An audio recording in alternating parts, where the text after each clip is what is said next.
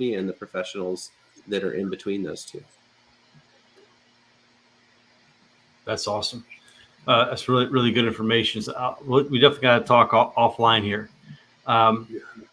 John, question for you. In the building consulting space, what tools are you utilizing, or do you see insurance companies utilizing to speed the claims process up? Yeah, so like I said, mostly what we do is field inspections. So some of the technology that I already mentioned, Hover, Matterport, DocuSketch, so many of the actual physical measurements. So I'm much more involved with the technology that is utilized. Again, I'm not privy to what the actual insurance carrier is using behind the scenes to make decisions or how they're streamlining their work. But I do know it's happening, and I know it's on the horizon where it's going to be expanded quite a bit. Wish I had a better answer for you there, but in the field, and again, I'm much more of an end user.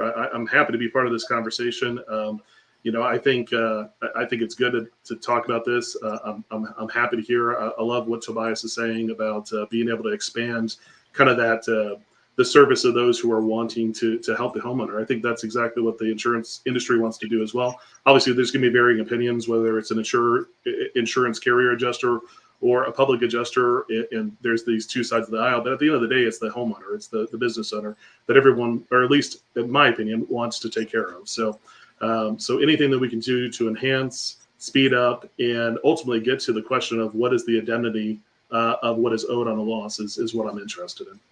Awesome. And Matt, you mentioned something I was talking about, digital twinning. You have a personal digital twin.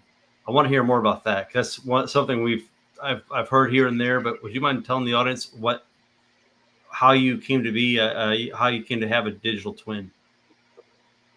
I can't tell you much on that one due to an NDA, but there is a virtual Matt walking around in a digital world that is ready to help teach some things. So there's interesting things coming down the line that are virtual reality, alternative reality, and AI combined, and it'll be very interesting to see how that all works out long term. It will be. So can you tell us anything about the virtual world? I don't think I can. Okay. I'm sorry. Well, now you get everybody on here curious. It's like a mic drop and walk away. Didn't even say anything. Yeah. That's all right. So we might have to once you get the NDA cleared and you're able to talk about it, let us know. We have another symposium coming up in a few months, and we'll love to have you on if you can talk about it then. And we want to hear all about that. Find out for sure. Sit down with the development team and see if they're okay with it. Yeah, for sure. So panel about insurance claims, ethics, AI, all things technology. Our time is just about to make that transition. Let's go round robin and give one piece of advice related to insurance claims. Tobias? Yeah, I think I would, I guess speaking directly to policyholders, just know that it is like it or not, it is your responsibility. It's your job, and no one is going to make sure that it goes right except for you. So spend the time, spend the effort.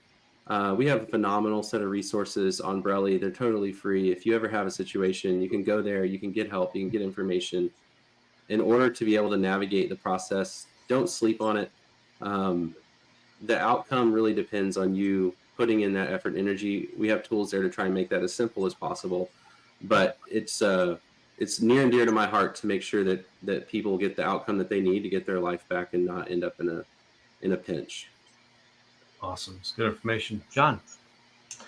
Yeah, so AI is definitely a tool, and it's a tool at the end of the day. So I've already mentioned sort of I think it's good for black and white decisions, but gray area still requires gray matter. And I think AI is going to enhance what values we have. So for insurance carriers, as far as integrity goes, AI will enhance that integrity. So I would focus on the human aspects of the job.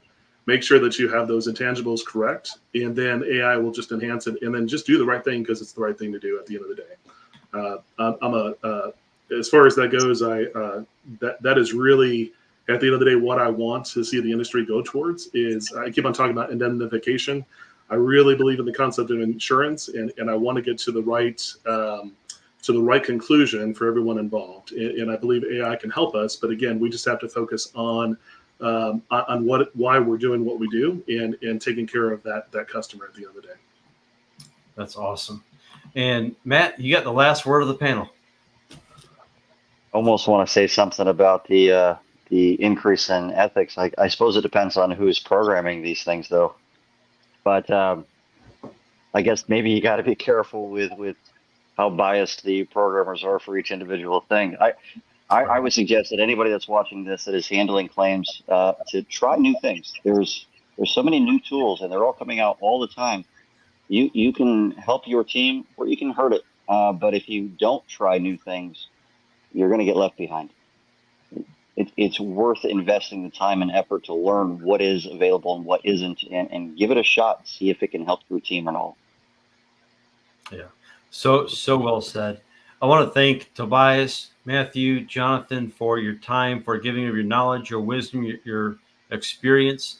Hopefully down the road, or if this is someone's watching from the claims industry live, this helps provide insight, gives you some tools you can look at, and things you can do to help level your education, your career up. So thank you, everybody. We're going to bring on the next panel. Thanks, Tom. Thank you. Appreciate it. And I'm going to go ahead and remove. All right. Whoops. Jeff, good to see you, sir. Back again. We are back. Yes, sir. G'day, g'day, g'day. Aussie, Aussie, Aussie. Oi, oi, oi. There you go. All right. Thank you, Matthew. All right. So this is, let me see, we have a few more folks joining. I'm going to take a break. I've been at this for a little while. You guys got this. You guys are going to crush it. Social selling, way to connect with the social media audience. I'll leave it to y'all. Thanks, Tom. Appreciate you. And g'day, Karen, my awesome co-host here with us. How are you today? I'm awesome, Jeff. Excited to be here again today. Well, I'm as excited as a what? I'm as excited as a caffeinated kangaroo jumping on a trampoline to the moon and back. So let's rock this. Guys, thank you very much for saying yes, for jumping onto this awesome panel. And, you know, it's so honoring to be able to share our wisdom with the world in this space. And absolutely love and respect each and every one of you. So let's do this. We'll start with Jay. I love to you just go through, go around the table and get you to introduce yourself in 60 seconds or less, because we've got a lot to cover. So I know most of us in the social selling space, we can talk underwater with the mouth of the marbles, right? So over to you, Jay, and then we'll go to Phil. All right. My name is Jay Jameson. For you Marvel fans, yes, that's Spider-Man's boss. I am an Air Force veteran, and now I'm an actor. So I have done some AI in filmmaking, and I'm also an affiliate marketer, and I work with Jeff. Jeff is one of my mentors, and I'm also in the social selling space using AI there too. And I look forward to this panel today. Awesome. Thanks, Jay. And Phil's in the podcasting space. I'd love you to introduce yourself. Thank you, everybody. I'm Phil Bitter, your go-to podcast mogul. I blend the beats of podcasting and AI to help entrepreneurs and indie podcasters like you turn their podcast into profit. With over a decade in the game, I'm snagged a couple of awards and from being a host and producer. I'm really love this place because AI is helping podcasters streamline their business, and I like to be in the forefront of that. Love that. And man, I love your radio announcer voice. Like you just Thank love that. you. Thank you. Many years working on it. Christian doesn't need an introduction, but I'll get you to introduce yourself anyhow. No, I appreciate it. My name is Christian. We specialize in voice and chat AI for customer interaction. So we've created one of the most capable AI voice and chat providers on the market as it stands. And yeah, we love the power of AI and how it can be used specifically in those points where personalized customer interaction is required. Beautiful. And Trevor, over to you, mate. Hey, how's it going? So I'm Trevor. I actually I usually I'm working in the AI assistant space, like AI assistants, but my company Premium AI Solutions, we offer AI like websites, AI ads, AI call centers, and obviously the AI assistants too. But um, I don't know if any of you guys saw uh, the live yesterday, but I actually work with another company called chatbotbuilder.ai. I'm sure you guys know Ryan Baggett, amazing guy, amazing business owner. He really is like one of the top, chatbot chatbot builder platforms. But that's one of the softwares that we actually use to, uh, get our AI assistants out there to our customers. So yeah, love it. It's going to be a very exciting panel, Karen. We've got a very diverse panel here We in do. this social selling space. But just for our listeners, Karen, I know who you are, but can you introduce yourself for our listeners? Absolutely. I'm a speaker coach and AI geek, and I work with organizations that want to develop top-notch communication skills needed to drive team performance and profits. Beautiful. And myself, I'm the laptop lifestyle dad. I'm the king of dad jokes. I love helping people develop their own personal brand, especially in the network and affiliate marketing industry. I say Jay's one of our ChatGPT heroes here. And just love to people to navigate this space and master the social selling and AI arena. And so Karen and myself are your co-hosts for this social selling panel. And so let's dive in. So over to you, Karen. Do you have, if you had an opportunity to start again, and you had a panel of experts in the social selling arena, what would be one question that you'd love to ask them?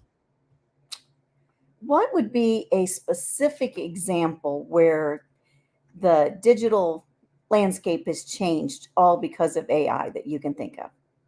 Great question. Let's go to Jay.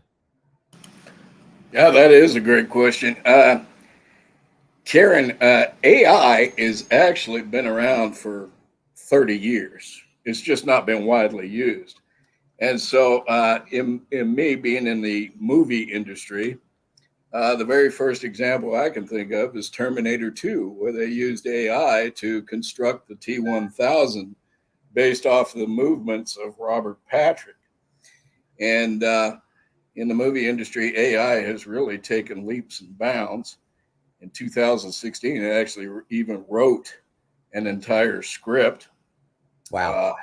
And that's the first movie script ever done by AI. That was a movie called Sunset. And also in 2016, AI analyzed audience preferences and actually created a trailer for the movie.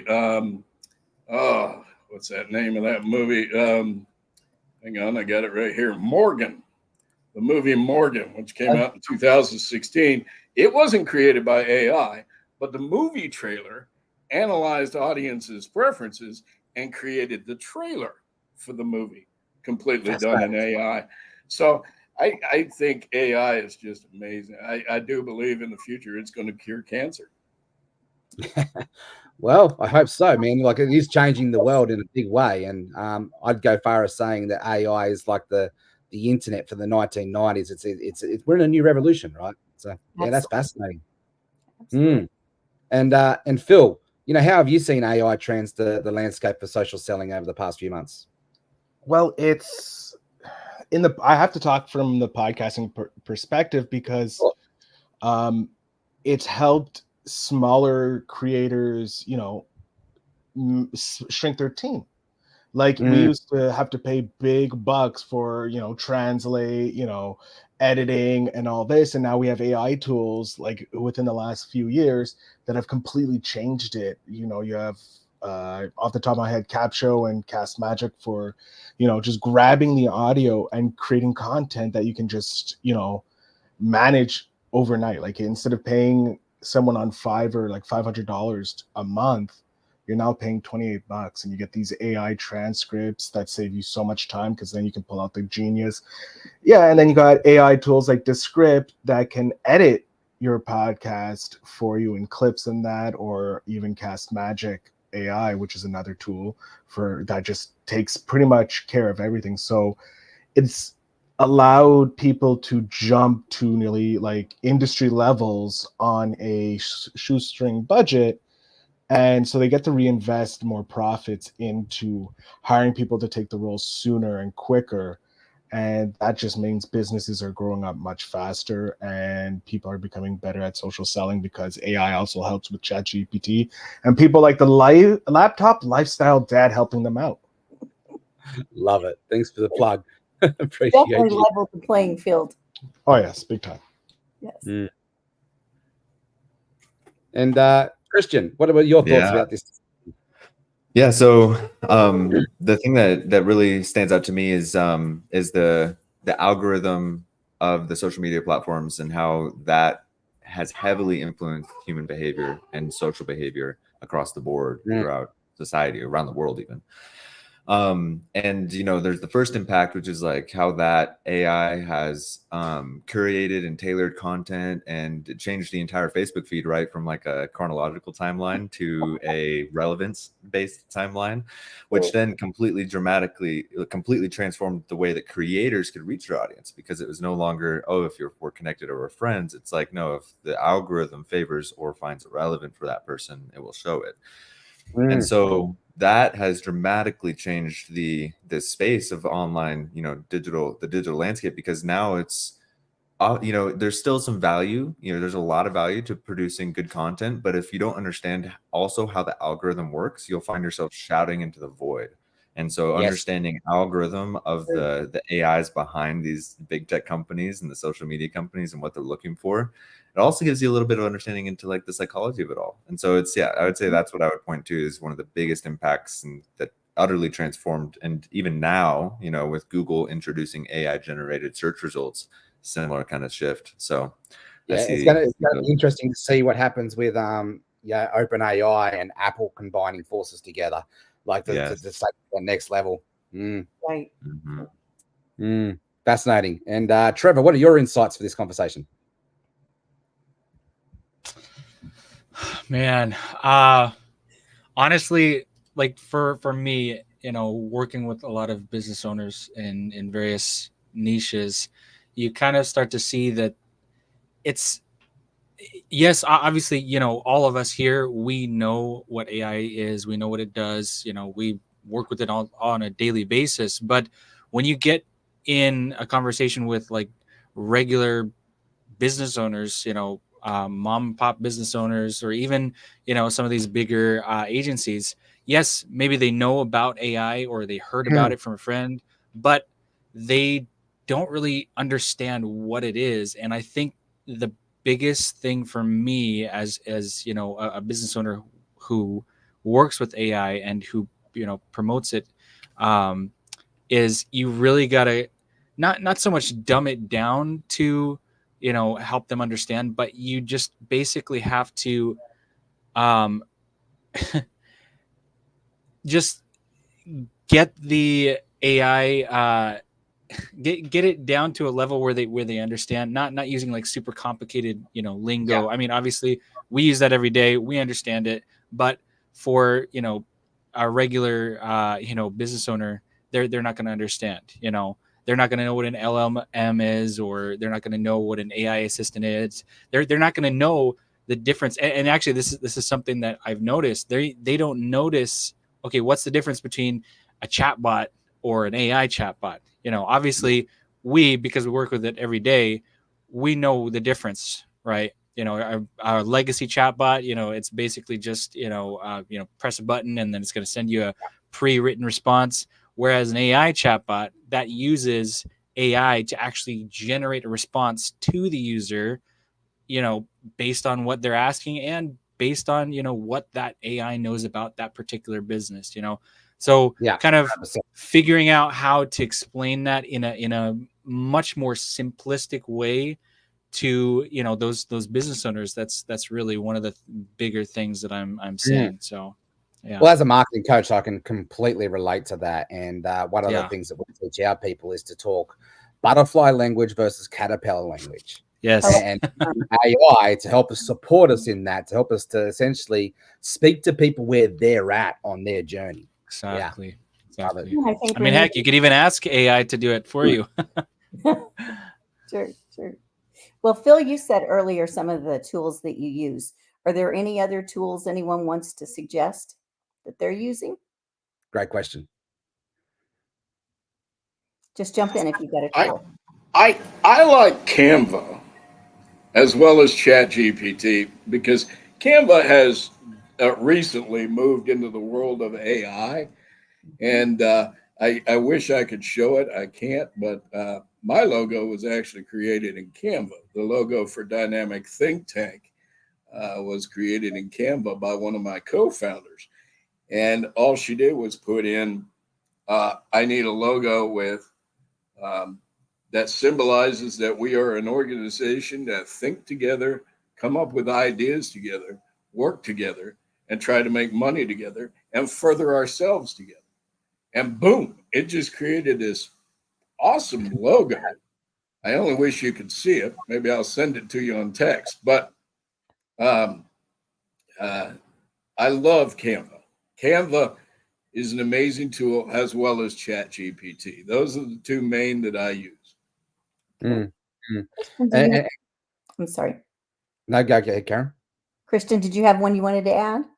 Yeah, I was just gonna throw in there, I would consider this more of an automation tool, but since we're on the topic of the social selling, and how well and how cleanly it integrates with AI, is go high level. Is just the CRM power of having all of your leads in one place, and then being able to hook AI up into it and have actions and all sorts of custom things being taken place across your entire CRM management of those things. It basically takes the entrepreneur level up a notch, and takes you to that level where you're actually able to run follow-up and run your business without a hitch. So it's a beautiful tool, one of my favorites. And it won't be long before Go High Level goes AI too. So they've already started, I think. Yes, I've been they've using got Go voice High and Level chat. for a year, and it's starting to get into the AI realm, and I love it. Yeah, I love how everybody's starting to jump on the bandwagon. Phil, as a podcaster, what are some of your favorite tools that you use in the AI space? The two that I use religiously are Cast Magic, because it's overpowered for what what you pay for it. Like, it's ridiculously overpowered, because each episode, or like, let's say you have a meeting with someone like coming on, and you want to pull out what were the main key points and all that, and how you can do a follow-up, you have ChatGPT associated with that. So that just right there, like, for me, I would pay hundreds of thousands of dollars for this, because you can save prompts. And so if I have 5 podcasts that I'm editing, for my clients and all that, I don't have to rewrite the prompts all the time. They're right there, and it automatically generates for me. So I got my clickbait titles if I want that, SEO, keywords, and if I want articles, boom, it's pumping out articles for me for LinkedIn, Medium, websites, SEO filled, and all that. And then you just and then I just send it off to my editor. They go through it, make it sound more human than sometimes AI doesn't give us.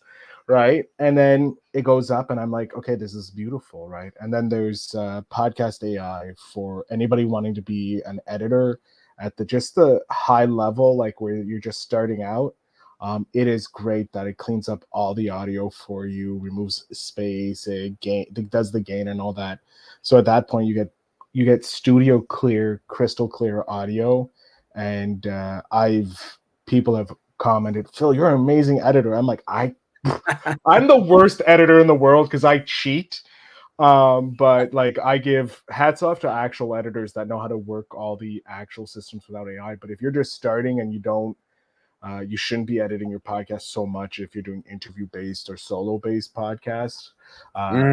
Podcastle, by far, best for your beginning editors. If you don't have a team, those 2 tools, by the end of 100 episodes, if you haven't made money with your podcast, you're doing something wrong. Phil did a masterclass for our Laptop Lifestyle Dads community at the beginning of the year there, and he just over delivered with his podcast. And this is the guy, like, you know, as far as what's it, Life on Fire, you know, podcast, like he's like that quality. So thank you guys, Phil. I appreciate you. Trevor, you're mentioning there about, you know, talking to your clientele, and how a lot of people essentially just don't know how to leverage AI in this space yet. And us thought leaders, we have a responsibility to empower and equip our people. Actually, I saw a stat there the other day from one of my thought leaders that I follow, Jeffrey J. Hunter, and he put out the stat saying, you know, 91% of USA businesses want to be using AI. They just don't know how. Actually, only 3% are. So, like, that highlights a really powerful, you know, season that we're in as thought leaders to help, you know, educate, empower, and equip our people. So, the question for you I have for that is how are you playing that space and that role as a thought leader, and how are you supporting people, and what tools are you using to help you with that? To be honest, I use a number of tools, but most of them are ones that I have trained myself. So obviously, you know, most people, they know about ChatGPT, you know, that's a big one. But the thing that you got to realize with ChatGPT is a lot of the responses that you're going to get are somewhat biased, right? And I'm sure we've all experienced that. You know, we want it to do a certain thing, but then, you know, whatever it spits out, it's like, wait, I didn't ask for this, you know? And that's just because, you know, obviously ChatGPT, you know, they have their, you know, their people in authority that, you know, they have to make sure that it runs in a way that's gonna make their, you know, their shareholders happy, everyone happy, you know. So they have to do that, obviously.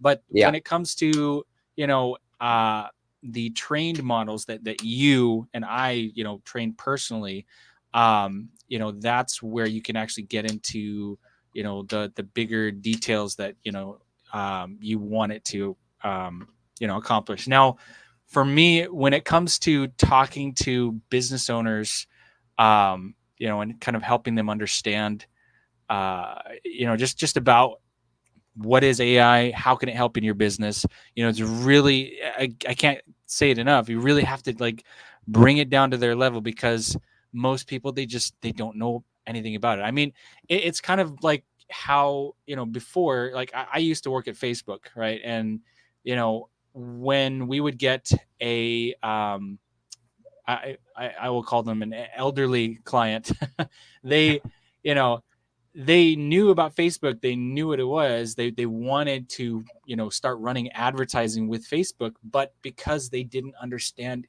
even what, you know, two-factor authentication is, you know, they weren't even able to, you know, do that, run ads or whatever, because they don't even know how to set up their account. Right now, it's kind of the same thing with AI. You know, you've got people who, you know, they know what AI is, they love, you know, what everybody else is doing with it, but they don't know how, you know, they can implement into their business. And that's where you really got to sit down and you got to just show them, like, okay, hey, yes, you know, you have a chatbot, but here's the thing: with an AI assistant added to your, you know, your toolbox or whatever, you can actually now have it automatically comment on any of your posts and reply to comments to, you know, every single comment that's coming in, you know. And it's not going to just be like, you know, a copy paste. I know, you know, I used to build with ManyChat for years, you know, and the the terrible thing is a lot of accounts, they would get banned because, you know, it was always just this, you know, A and B, you know, the randomizer or whatever. And it literally just be like sending, copy paste, you know, messages. And at the time that was huge, you know, but, you know, right now, because we have the AI, now we can have it automatically just generate, you know, a unique response to each comment, and showing those, you know, customers, hey, this is how you can utilize it to improve your engagement on your, you know, Facebook page, or, you know, reply to, you know, messages where, you know, obviously you got to stay in your business. You do what you are best at. So let's, you know, automate the things that you don't need. I could geek out with you all day long on this. We could talk I know, for I hours, know. right? But just for the Right? sake of time, we'll keep the conversation moving forward. But thank you. I mean, you obviously got a wealth of knowledge Absolutely. there. So, guys, like I know being a social seller and the AI mastery coaching here in this space, there are a couple of misconceptions that I'm consistently battling, or challenging is probably a better word. Like we're challenging the status quo, right? Like I wrote a book and I did that in 4 hours. Now I've got all the authors up in arms saying, I'm taking their job away, that sort of thing. So like there's some misconceptions there. And I believe it's our job to be responsible to challenge the status quo in this space. So, Christian, my question for you, champion, is how can we, how can businesses, how can industries overcome some of these misconceptions that are out there to fully leverage AI's potential? Yeah, so I think the number one thing is making sure that what you create, what you produce, right, whether that's podcasts, books, social media content, interaction messages, comments, like whatever you're creating, you want to make sure that you can actually stand beside it with a smiling face and say, I did that, right? Yeah. If you can Proud do of it, that and it's undeniably good, like, Yeah. what are they gonna do? Like you showed me last night a music generator, right? And I threw some lyrics into the music generator. I'm listening to this song and I'm like, honestly, I don't care that it's AI because this is pretty good music. Like I could put this onto a playlist and like continue to add to this collection. And I can make it say whatever I want. So like, yeah, an artist didn't write this, but now I can write, I can make a country artist say like, oh, you're the best, or there's America's the greatest. Or I can make it say whatever I want and it's good music. But if I can stand beside it and say I did that and I'm proud of it, that's going to be the thing that's going to, overcome any of the naysayers. And there's always going to be people who are afraid of it. And there's always going to be people who are digging their heels in the ground and saying that AI should not be allowed in XYZ and it's write books, great pictures, great music. People scared of transition. Yeah. Exactly. So as long as you can stand beside it and be proud that you did it, even just for yourself, because that's ultimately like, that's what it's all about. If you can say I did that and it was good, and it provided value in some way, shape, or form to the world around me or to my customers or my clients, keep doing that. So that would be the only thing. Love that. And Jay, how have you been tackling some of these misconceptions to help people understand the power of AI and fully leverage its potential? It's funny you ask an actor that because we just went on strike last year for this very thing. And I was probably the only actor in my business that actually didn't agree with that strike, because the misconception is that AI is going to replace humans. And my advice is, okay, AI will never replace humans. Humans with AI are going to replace humans. That's the thing. Okay, if you're not learning to utilize this tool, and teach AI how to think like you. I mean, teach it your likes, your dislikes, your even say your favorite. Somebody said yesterday on this symposium, why would you ever say please to a chatbot, to a chatty GPT? Well, because it learns how you act. Yes. And by saying please and thank you to the thing, it actually will interact that and make it more of a normal conversation that spits out in the output. So it's going to start thinking more like you and speaking more like you. Teach it to do that. It's not going to replace you, but it is a tool to assist you. 100%. It brings out the best in us, right? It enhances us. So Phil, like you're challenging the status quo in the podcasting arena here, and you've got your finger on the pulse, man. You're definitely one of the go-to guys in this space for podcasting. So how are you overcoming some of the misconceptions that you face and helping people to leverage his AI potential? The biggest thing I'm seeing is, I want to say purist, quote unquote, which I have nothing against them. They're like, no, it has to be a human. It doesn't count if you're using AI. It's destroying the game. And those are the people who are like, you can only get sponsorship and monetization, and they're stuck in the old way of doing things. And I have nothing against them. They are perfectly allowed to have their way. It's just like the Amish. We leave the Amish alone. They don't mess with anybody. We don't mess with them. They make great furniture. And you know what? If I'm going to make a podcast that has multiple layers, that's more of like an audio drama that requires more work, I'm not going to leave it to AI, because AI doesn't have the skill yet to be able to do that. Yeah. And I understand. I'm going to go to a professional. I have them in my network, because when someone comes to me wanting an actual editor, I'm not going to suggest an AI tool. I'm going to suggest, hey, I got Johnny over here, or Bill over here, or Mary, or whatever. You know, I'm going to give to the people in my network, because that's the only way we build, right? That's social selling for referrals, right? So I'm always like, look, AI is going to be here. We need to use it to our advantage for the smaller people to get to the next level, so that they can start taking that money and investing it in other people. Most millionaires, you know, they're self-made until they start paying people to do the work for them. Then they can start relaxing. Like, that's what it is. It's like, that's what AI does for you. And I can't wait till everybody has an AI clone of themselves. That's what I want. I was hearing about an AI clone on the previous thing, and I was like, how do I get one? What twin? Yeah, digital twin. Like, come on. Yeah, like I'll sign up. Like, how do I get that? You know. And thank you very much, Tom, for sharing that. But yeah, I have a whole list of a toolkit pretty much for AI for podcasters. Yeah, Thomas has just dropped it in the link there for you. There. So go ahead and check that out. Thank you so much. Well done. I'm going to be quiet now. Cool. Well, I appreciate you. It's a bit hard with us. We could all talk underwater with a mouthful of marbles, talking to a deaf dog in the corner of a round table, talking to the deaf guy. So, guys, look, we do have like about 60 seconds, a minute 20 left.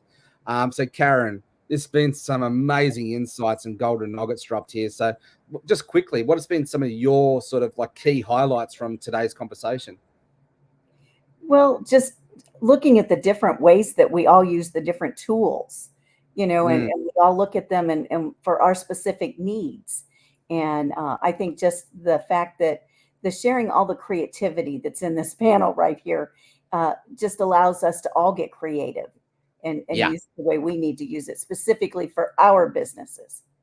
Yeah. Love that. And so, guys, we'll just do a quick round robin, 30 seconds, sort of like final words of wisdom that, you know, you want to share with your audience here, our audience. So Trevor, 30 seconds, just some final words, man, and then we'll move to Christian. You really need to learn prompt engineering if you're gonna use AI. You have to. Like, I've spent so much time, even weeks, just changing a couple words, and it just does wonders, you know. Yeah. So you can't just go in there and just be like, oh, make me a landing page or make me a website or write me a blog post. If you're gonna give it a crappy, input or crappy instructions, then it's gonna be a crappy, response. So you gotta learn how to lay the engineering.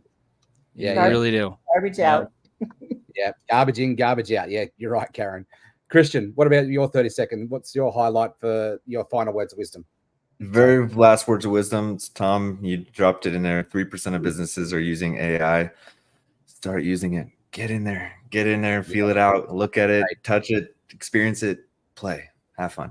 That's all. Yeah. And Phil, over to you. I'm going to end with how I end every episode. Remember to invest in yourself, guys and girls and people, humans. Yeah.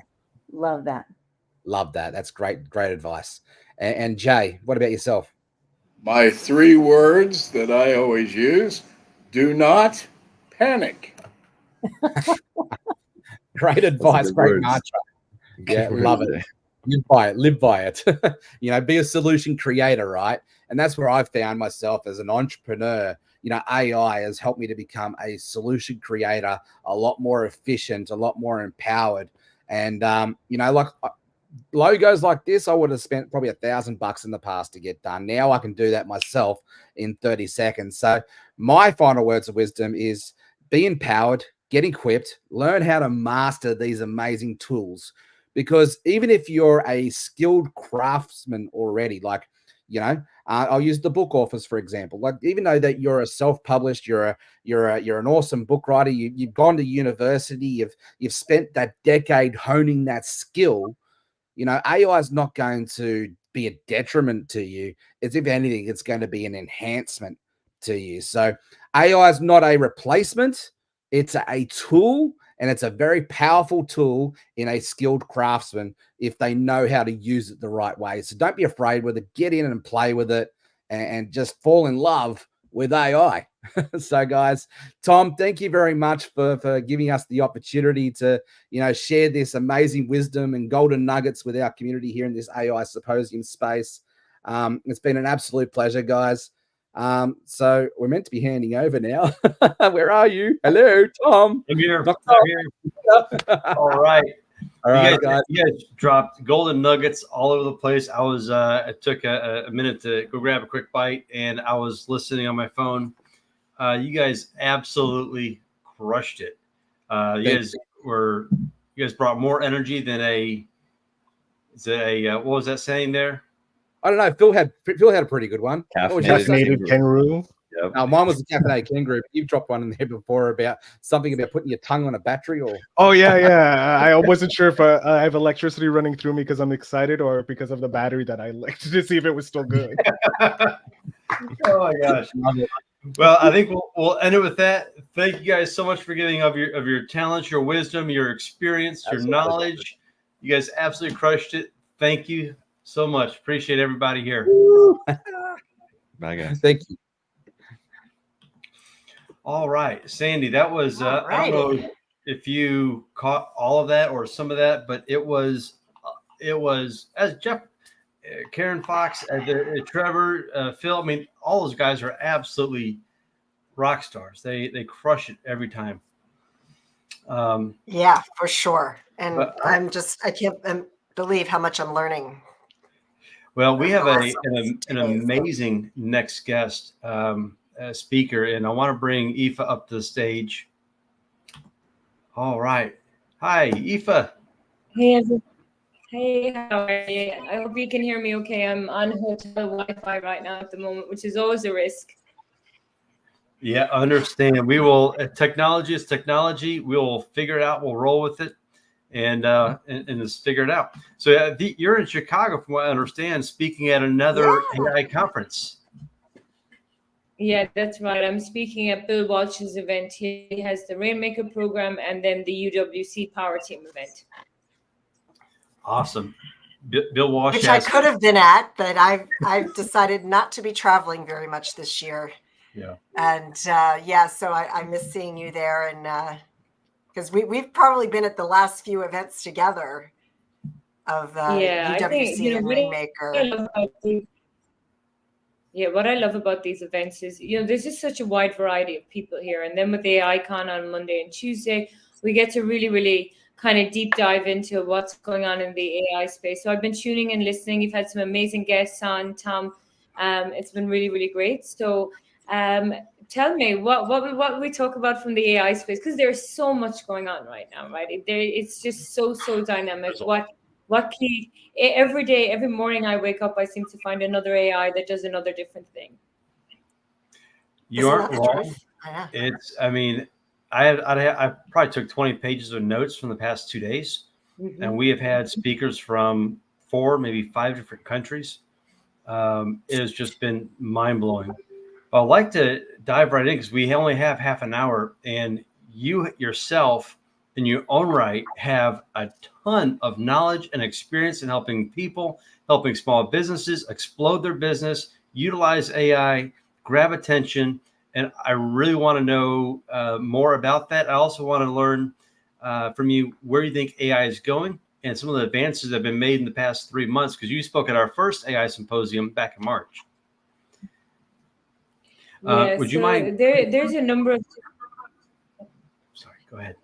So there's a number of different things happening right now at the moment that we're working on. I just want to check, is my audio okay? Can you hear me okay? Yeah. Loud and clear. You're coming over good. Okay. Okay. Okay, good.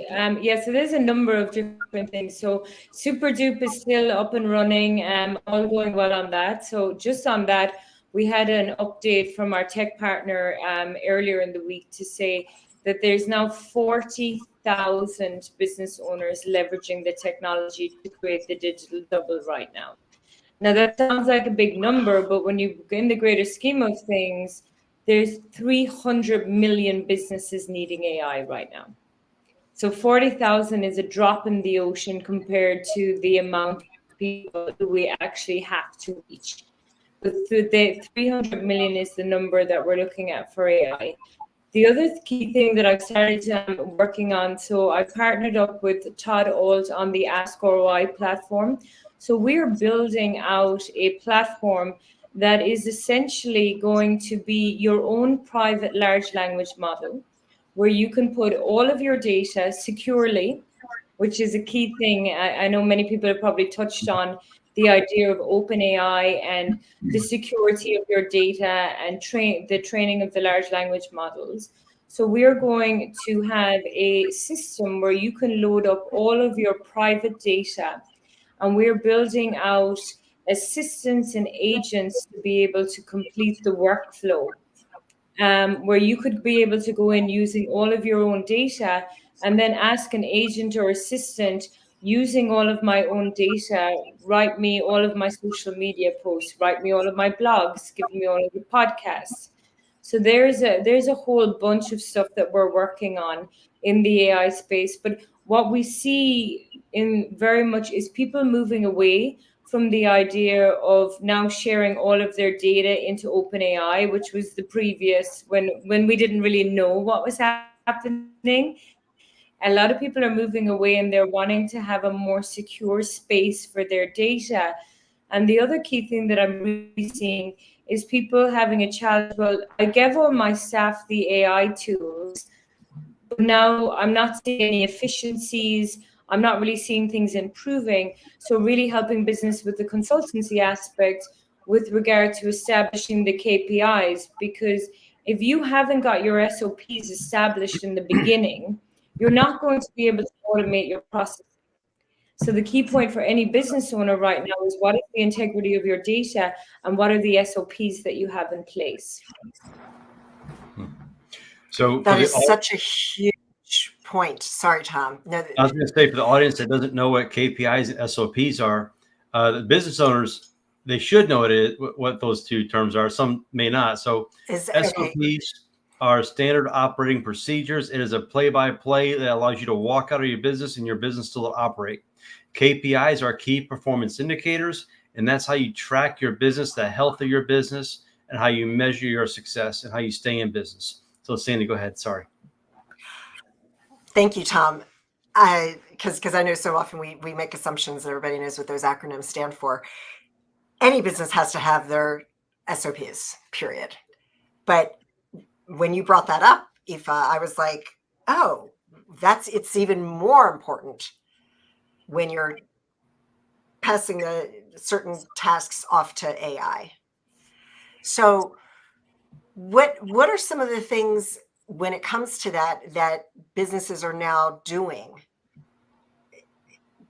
when it comes to, having AI handle a lot of the things, and how do you incorporate that into your SOPs? Yeah, so one of the biggest challenges we see is people thinking that I'm just going to tell my staff to leverage AI and that they're going to be able to know what to do, right? And they don't. So what we do is when we come in as a consultancy aspect, what we look at is what's time sensitive, as in the urgency of getting things done, and what is the most revenue generating activity in the business. And they're the two categories that we go after for automation first. What takes you the most amount of time to do something that we can automate, and what is the thing that generates the most amount of revenue? Because AI is much more than using ChatGPT to just write your social media post, right? There are so many things that can be done with it. So when I say SOPs, I tell people that they're your secrets of profitability. The more that you have SOPs in your business, the more you're going to be able to, really scale the business. So going in, understanding every business, every vertical, and every area, and then looking at, okay, how do people do this today? So bringing in the human aspect. What do you do today? And then documenting that process. And only when you have those processes documented can you actually look at creating an AI strategy that you can integrate into your AI strategy. Because without that, all you're doing is plugging in AIs, but not able to measure any efficiencies, or not able to measure, like Tom mentioned, key performance indicators. Because if you're not tracking and measuring it in the beginning, adding AI into the mix is not going to solve your problem. It's only probably going to make it more convoluted. So understanding exactly step by step what people are doing, and then what are the things that take them the most amount of time that we could potentially automate. Like we have a couple of cases in right now where we have case management and record retrieval, where people have to use different codes to establish different data conditions. That's manually done by someone right now, usually time-consuming times. So we're looking at building out AIs that are going to be able to can have conditional logic to evaluate the data, make a decision on the data, and then be able to give that information back to the employees so that they can be much more efficient with their time and spend it on more revenue-generating activities. Wow.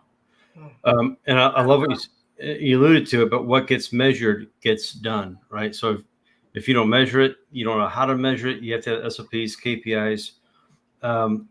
What are you seeing as far as the opportunities out there? So I know one of the biggest issues small business has is consistent revenue, and they have trouble connecting with their audience.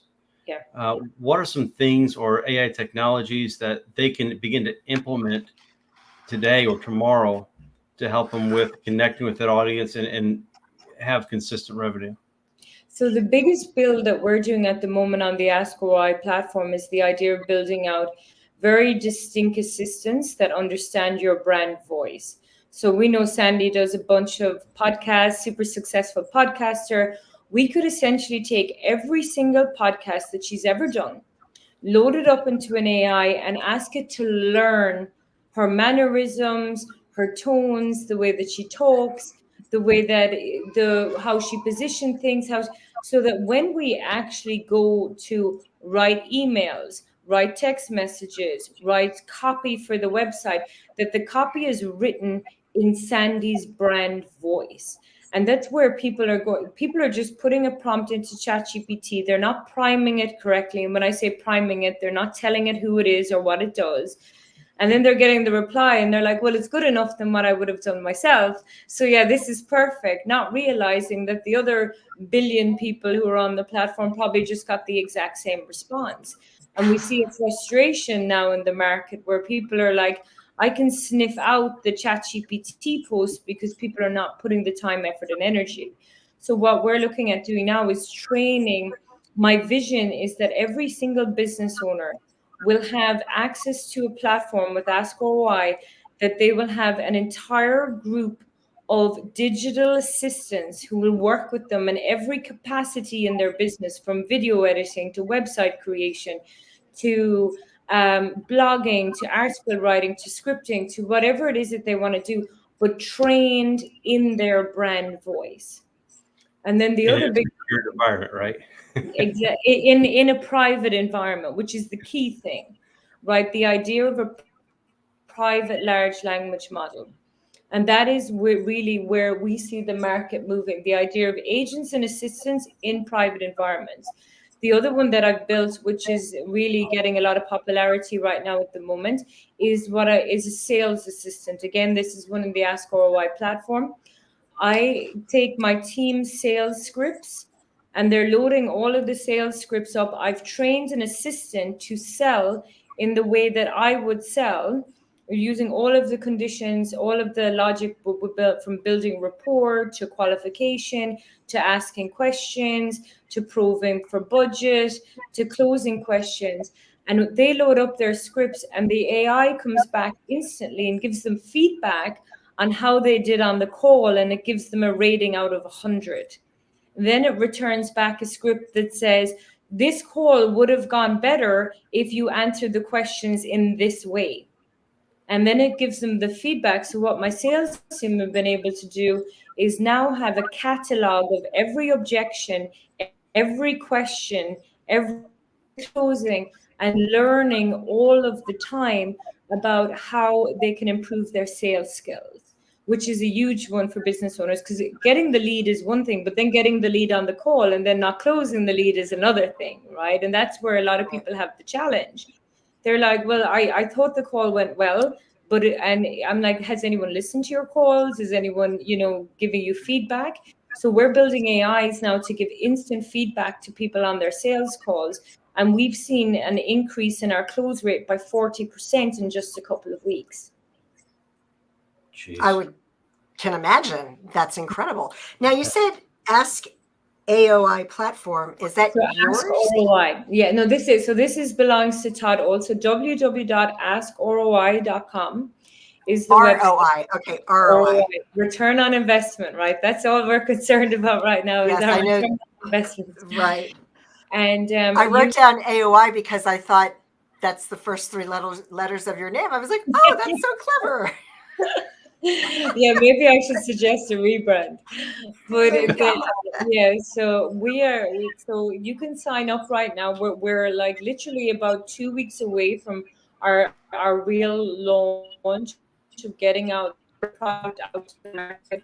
And what I'm doing in partnership with Todd is everything that I do in my agency, every training, every process, every SOP I've ever done over all of the years that I've been working in marketing is now going to be loaded up into the platform as pre-trained assistants. So we say that you're literally getting a brain jump of not only mine, but other key stakeholders within the business, where you could, Sandy could come in and say, hey, give me access to the sales agent, and that sales agent has been trained by me, and then you can feed all of your data up there. You don't have to worry about it going anywhere outside of the four walls of your business. And then we're going to be integrating SuperDupe into that, and we're doing a bunch of AI consulting as well now, because what I've realized is having the tools means nothing if you don't actually know how to leverage them. And that's where we're seeing the biggest challenge. Well, I just know since yesterday, I've learned so much just about ChatGPT. I've been using it, and I have not been using it correctly. I'm not prompting it. It doesn't know. I didn't realize, because we just don't know what we don't know. And I haven't honestly taken the time to really learn it. And the events like this is just invaluable. It's just invaluable. I'm so excited for what you're doing, Aoife. So what I'd love to suggest to you, Sandy, is once we get over it, so we're moving towards the 1st of July deadline. But what I'd love to do is let's get we'll set you up a profile, private LLM that'll be just for you, and let's get all of your podcasts up and loaded, and then let's start interrogating the AI so that we can build out a brand voice, so it can write all of your blogs, your articles, your social media posts, give you ideas for your podcast, help you to I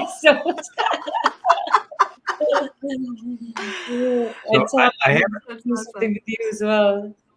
No, absolutely. And I have a really good question, because I know like SuperDupe, you're able to translate all in different languages and make a digital twin of yourself.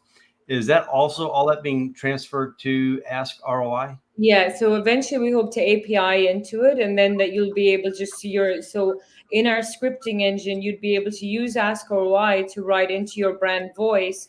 And then, so we'll either do it, either Ask ROI will API into SuperDupe, where you'll have an option to go connect to my knowledge base, and it'll write from your own knowledge base, or we'll have an app in Ask ROI that will connect out to SuperDupe, and then it'll be say, here's my script, now connect and do me the video.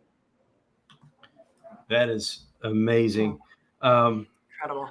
So you really don't have a standalone software anymore. You and Ask ROI, I think it was Todd or Todd Alt, Todd Alt. Yep. I think you guys are joining forces then.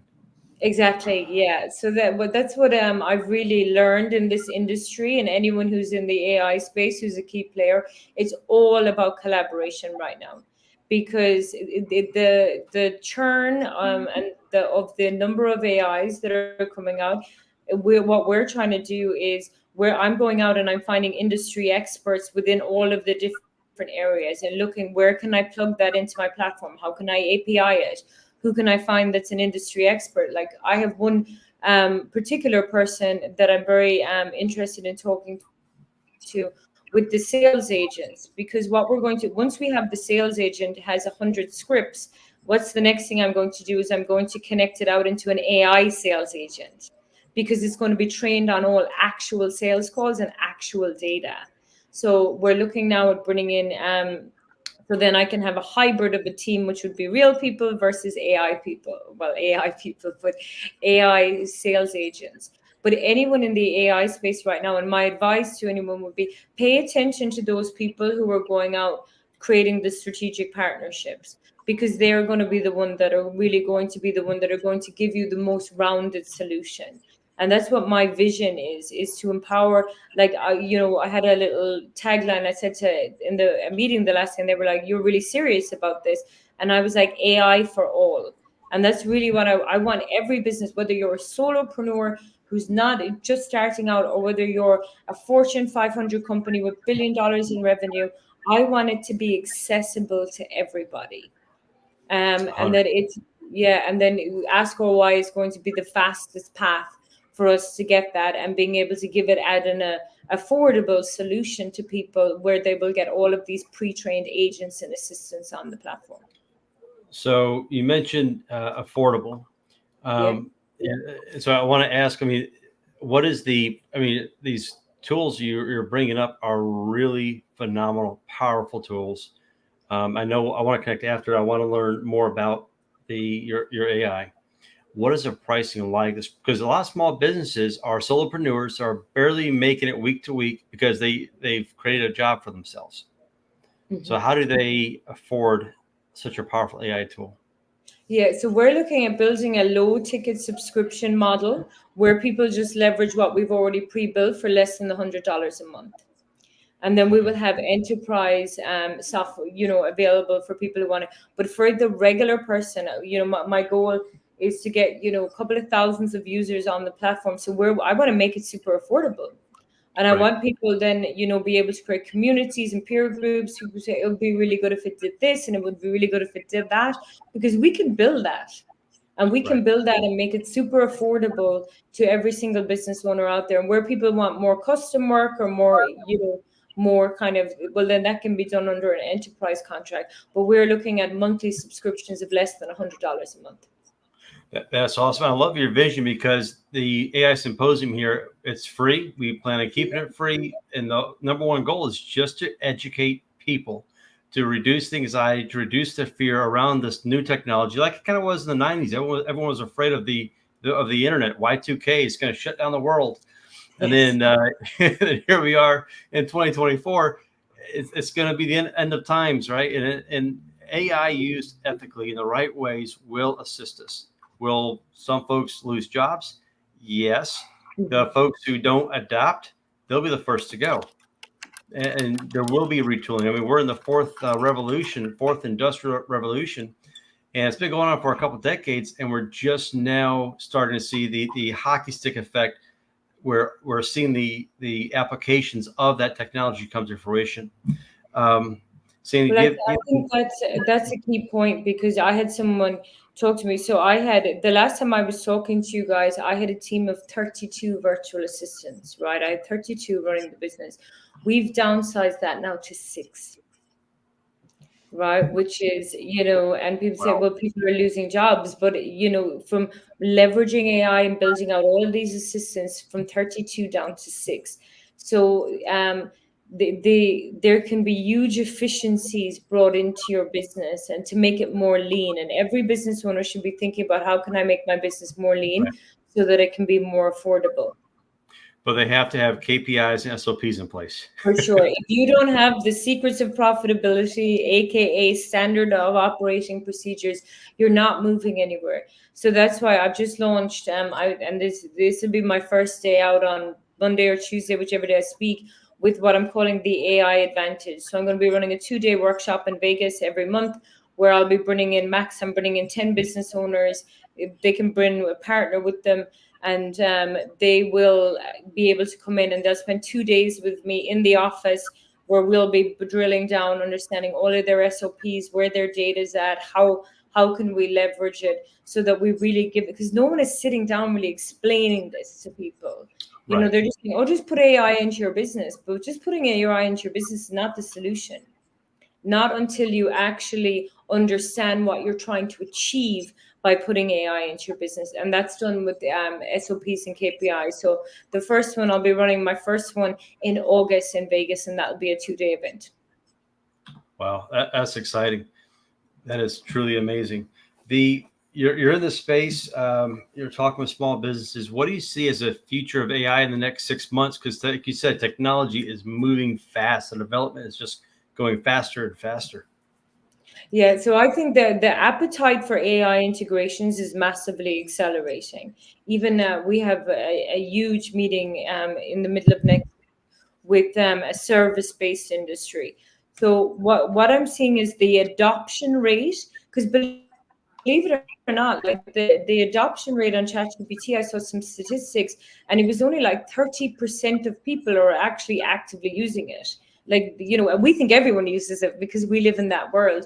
So I think the adoption rate is going to massively accelerate. I think people are going to get extremely tired of having multiple subscriptions across multiple LLMs and large language models and softwares, where that's where we're trying to consolidate the software. Because within Ask or Why, you have access to every LLM. We have Claude in there, Perplexity in there.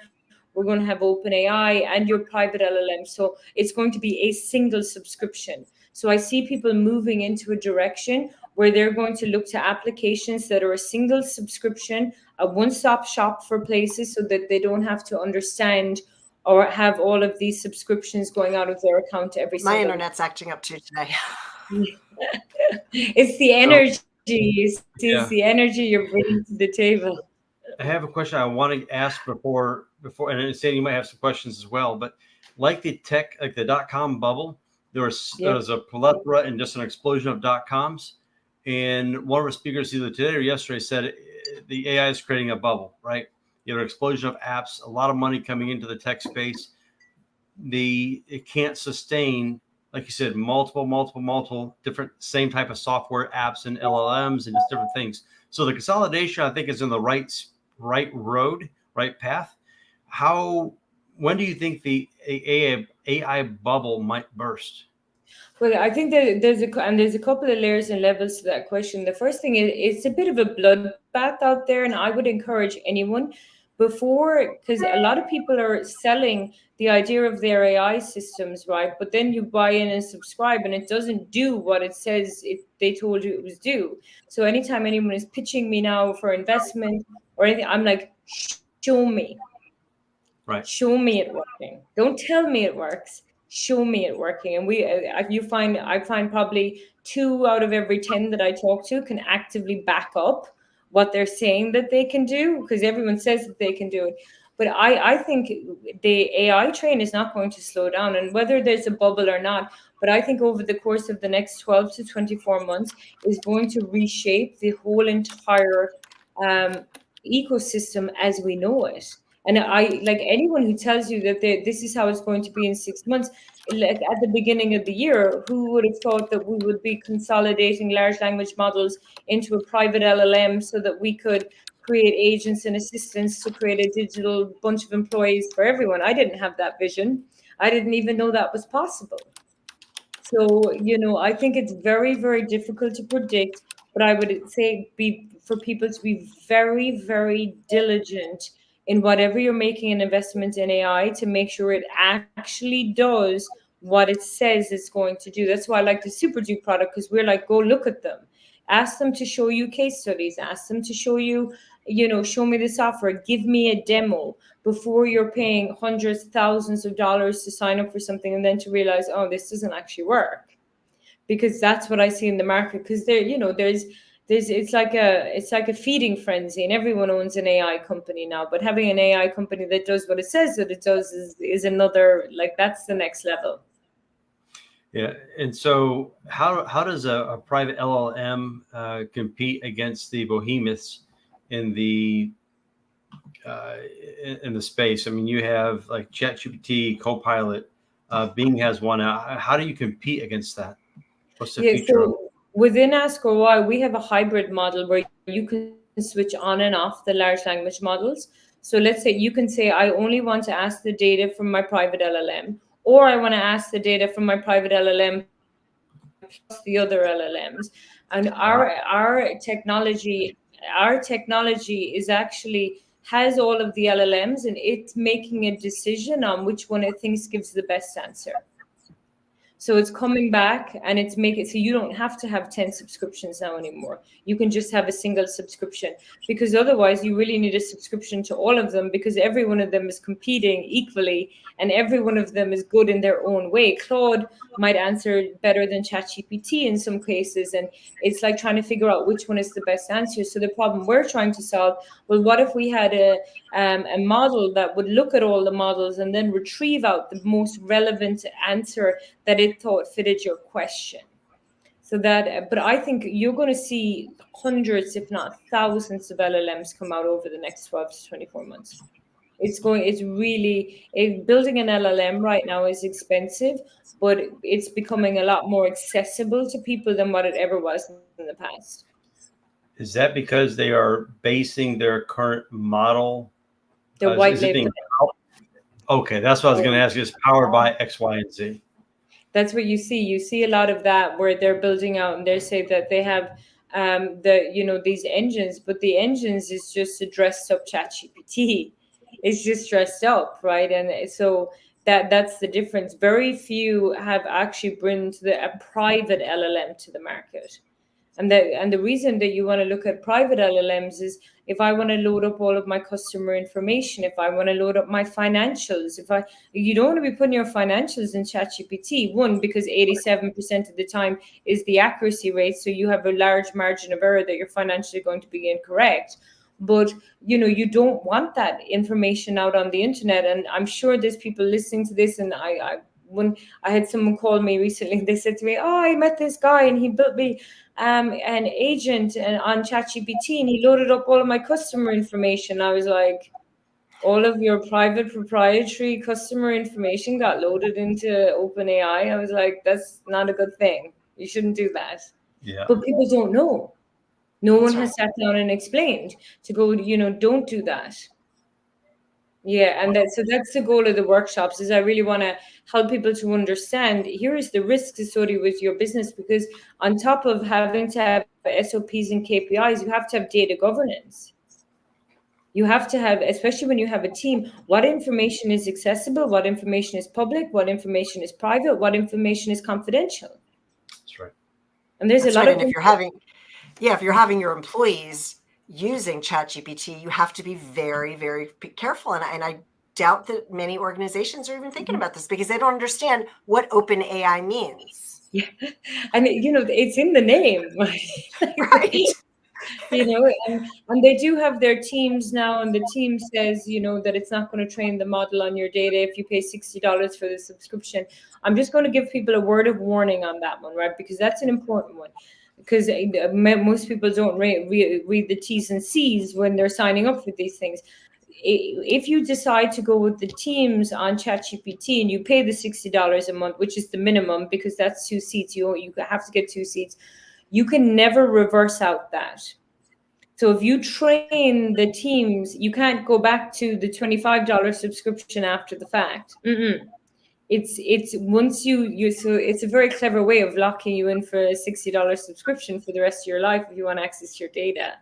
Because because you could go in and train everything and load up everything, and then as you grow and scale your organization, you start adding more seats, and then you end up in subscriptions which are $400 a month, $500 a month, and you're locked in, and you can't move it back into, because they're not allowing you to move the other way. You can move your regular subscription into Teams, but you can't move a Team subscription out. So you will essentially locked in. So I think that was an interesting flavor that I saw in it when I signed up. I said, okay, that's interesting. And what software is that again? With ChatGPT. So they have a new Teams feature. Okay. And with the Teams feature, they say that they will not train the model on your data. Still an open source, but you're locked in on a $60 subscription. Wow. That is really good to know. And for small business owners that don't pick up on that or don't catch that, that could end up really hurting them. Oh, for sure. Because if you take the time to do an AI initiative and you load all of your data up in there, then you're just locked into an open AI subscription on Teams. Whereas what we're trying to do is like we're trying to build so that you have your own large language model. Like it's yours, you know what I mean? And then we'll probably do seats and usage, but all of your data is there and nobody else has access to it. Nobody else can see it. If you end a subscription, you know that it's just that's just the end of the road. So, and even what we're doing in the private LLM space, we're doing week on week, even day by day, I would say, with how to move forward with that.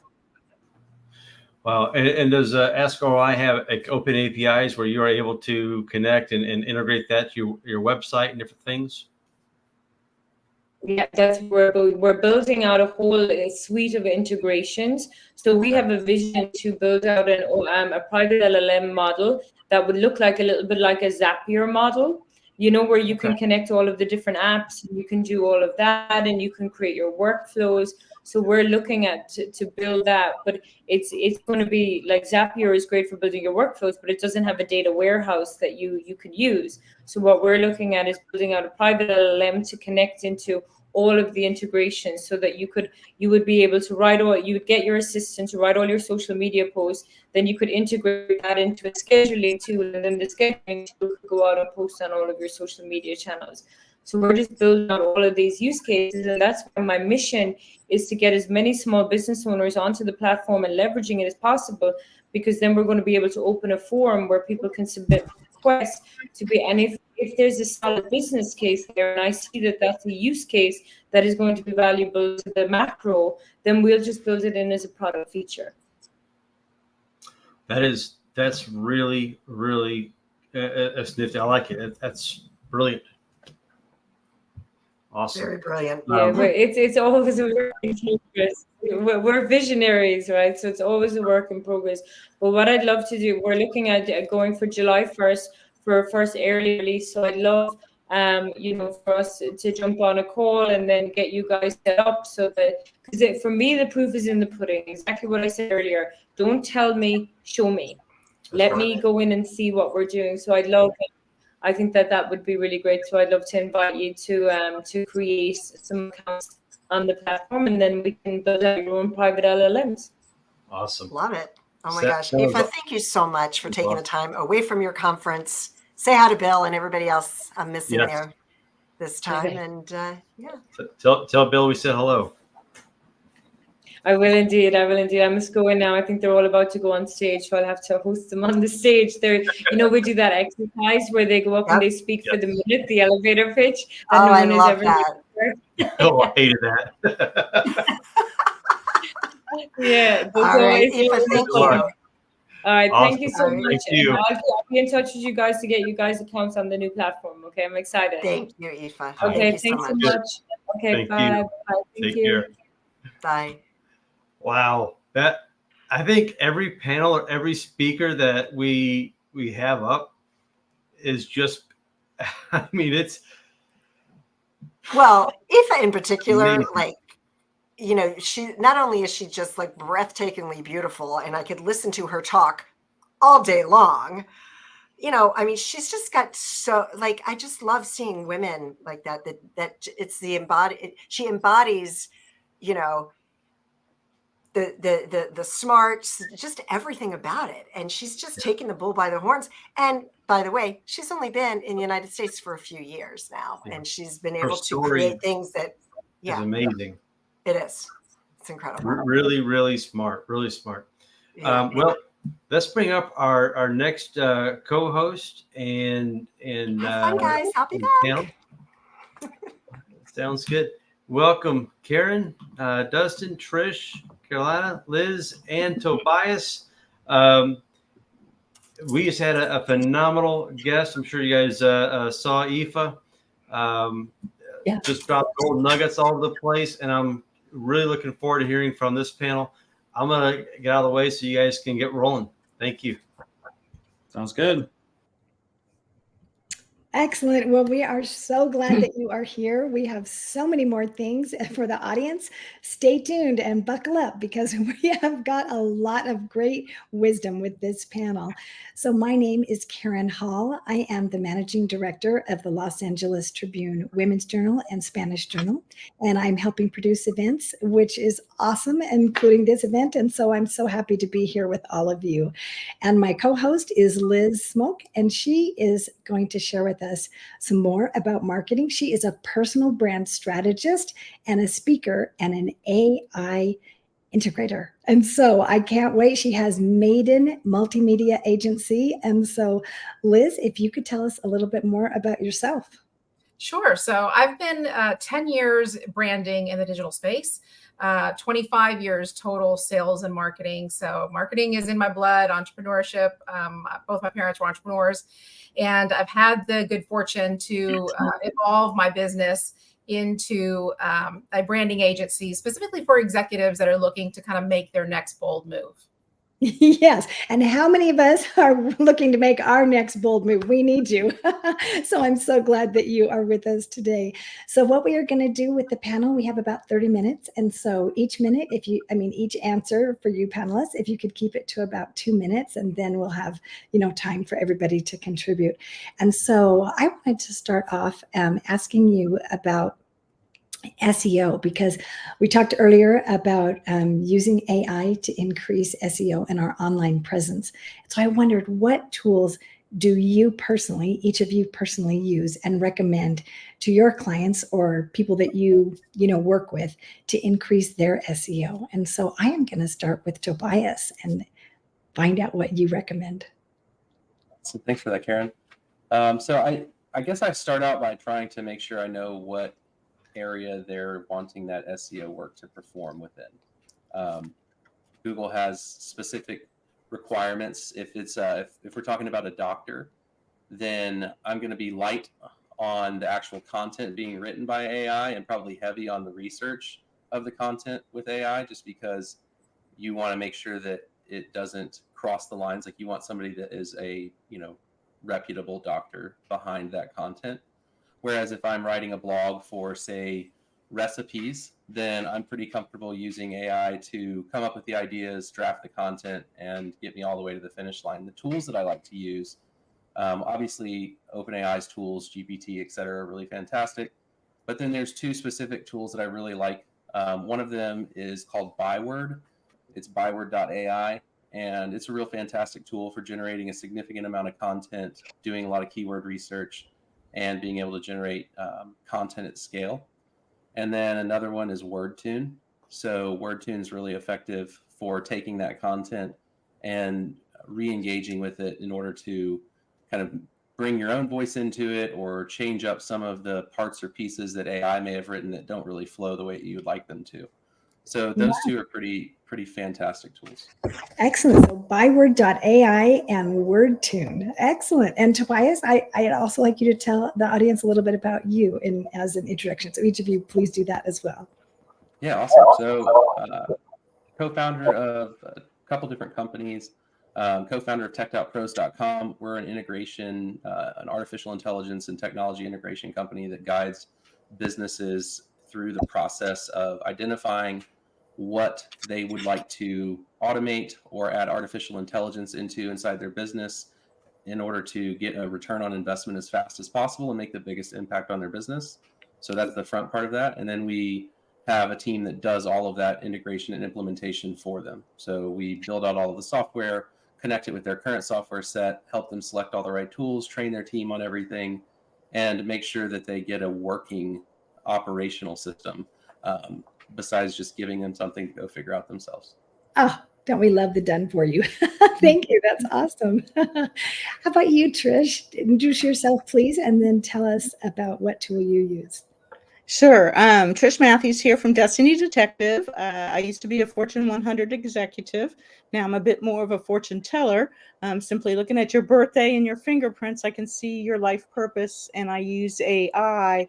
Since I can see their purpose, they have a hard time wrapping their head around what I'm seeing. So with AI imagery, I can show them the archetypes of what I'm doing. So it's pretty cool.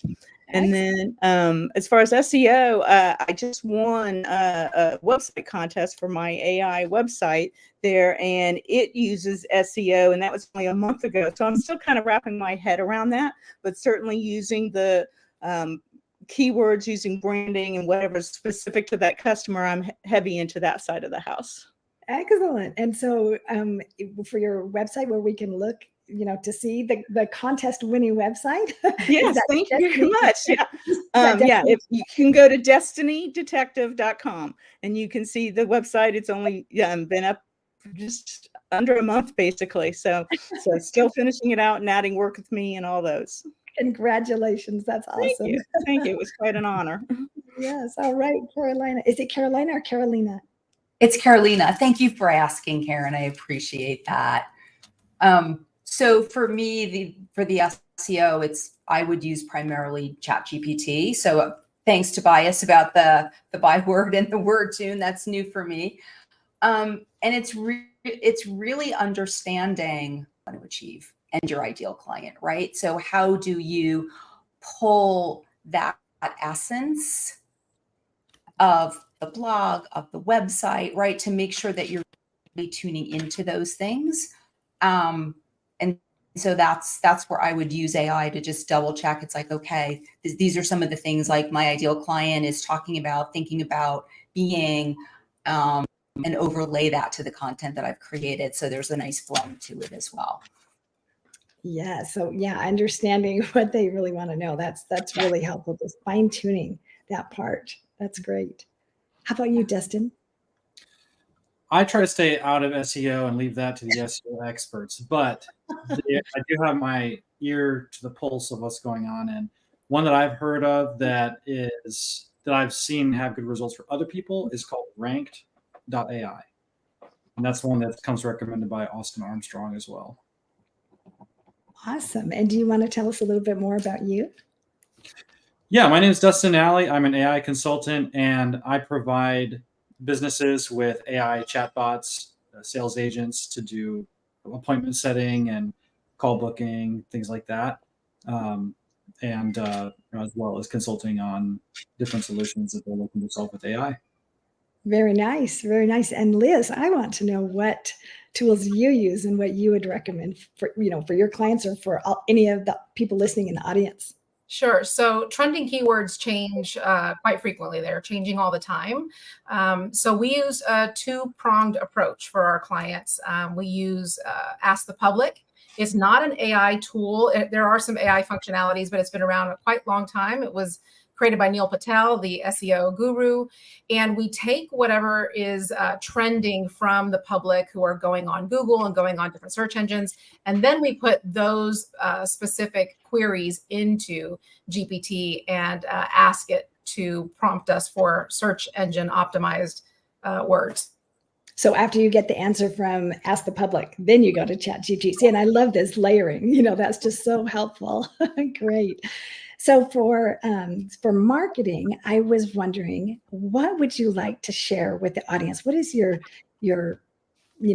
best tip that you would give to our audience regarding marketing? Because I think we're all wondering, how do we get our message out there? We have so much inside that we want to share, and yet the visibility part, the marketing part, we kind of get stumped. And AI, well, how in the world do we use AI to do that? And so I'm going to start with, let's see, Carolina, can we start with you and have you tell us what you would recommend?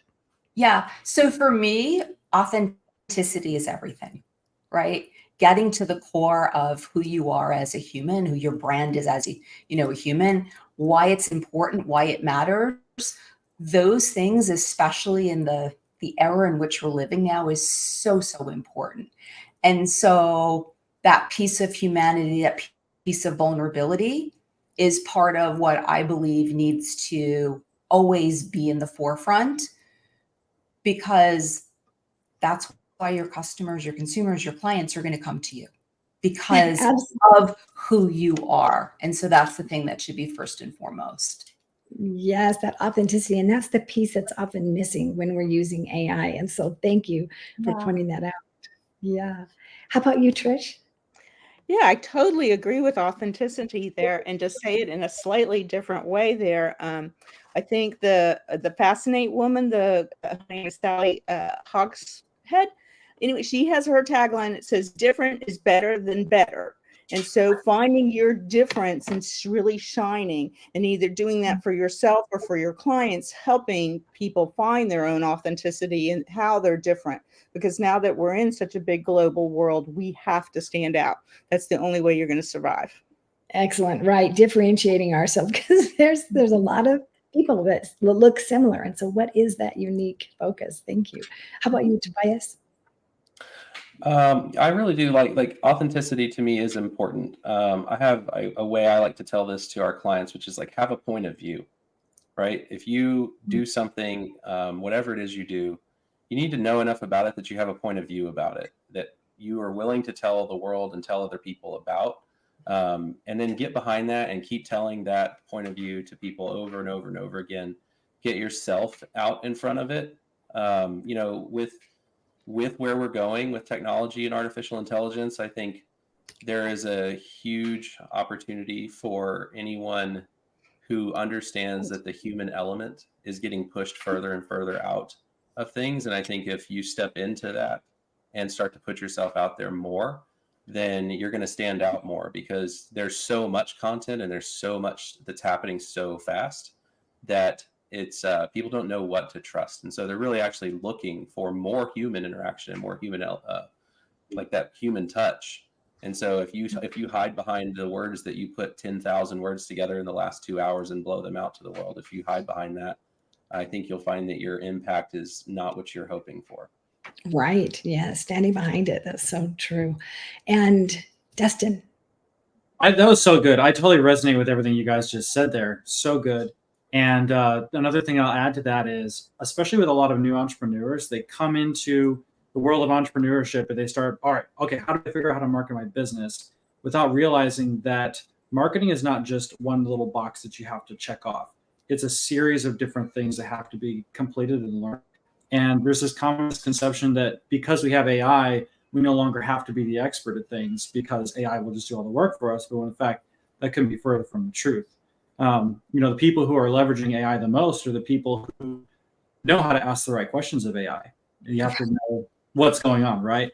And so all those, I see it like a chain, a chain that's holding up the business to keep it functional, and every single link has to be functional. In order for that business to run, you have to have the leads, you have to have a good offer, you have to deliver, and all these things. And AI can help solve every one of those problems, but just take it one step at a time and solve that, and learn what you need to learn in order to master that. Right. Yeah, absolutely. How about you, Liz? Yeah, Dustin hit it. He was exactly where I was going. For marketers, and I've been around many over the past decade, I would implore marketers to use ChatGPT to make them smarter and deeper in their marketing knowledge, because it's not a good tool when we plop in front of our desk and we say, write me a campaign for a brand new sauce made out of Tulsa, Oklahoma by a Mexican mom. And out it comes, and off we, exactly what Tobias said, and off we mail it, phone it in. It's a process, is what Dustin was saying.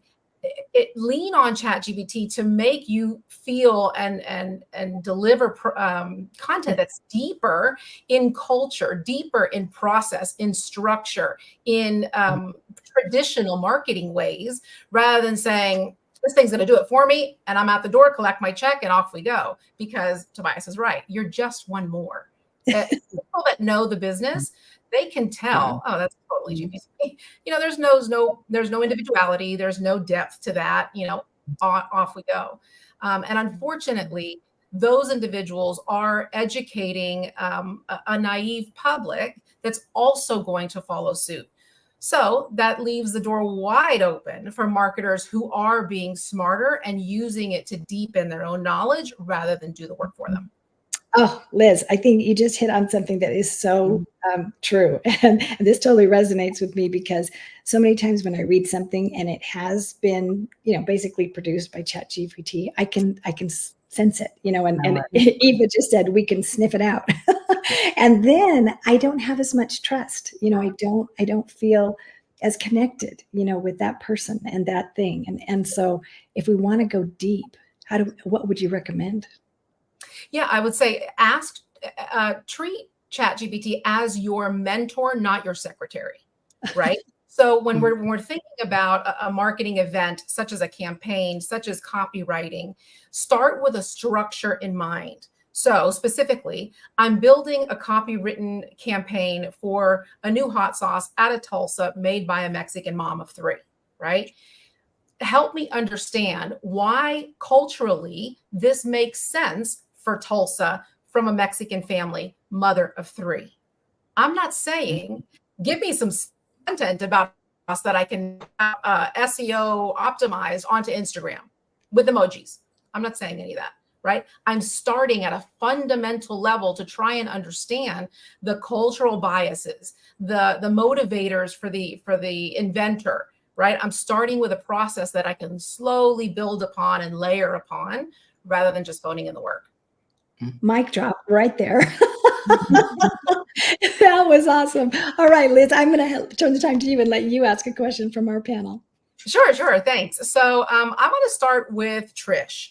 So Trish, you have some very unique modalities that you use in your work and with your clients, past life, numerology, astrology, hand analysis. All this is super fascinating to me. And one day we'll have a good chat on it. But on your website, your award-winning website, destinydetective.com, you do a beautiful job at illustrating your story and your tools that are kind of esoteric. They're not really mainstream, but you do it in a very visually engaging and fun way.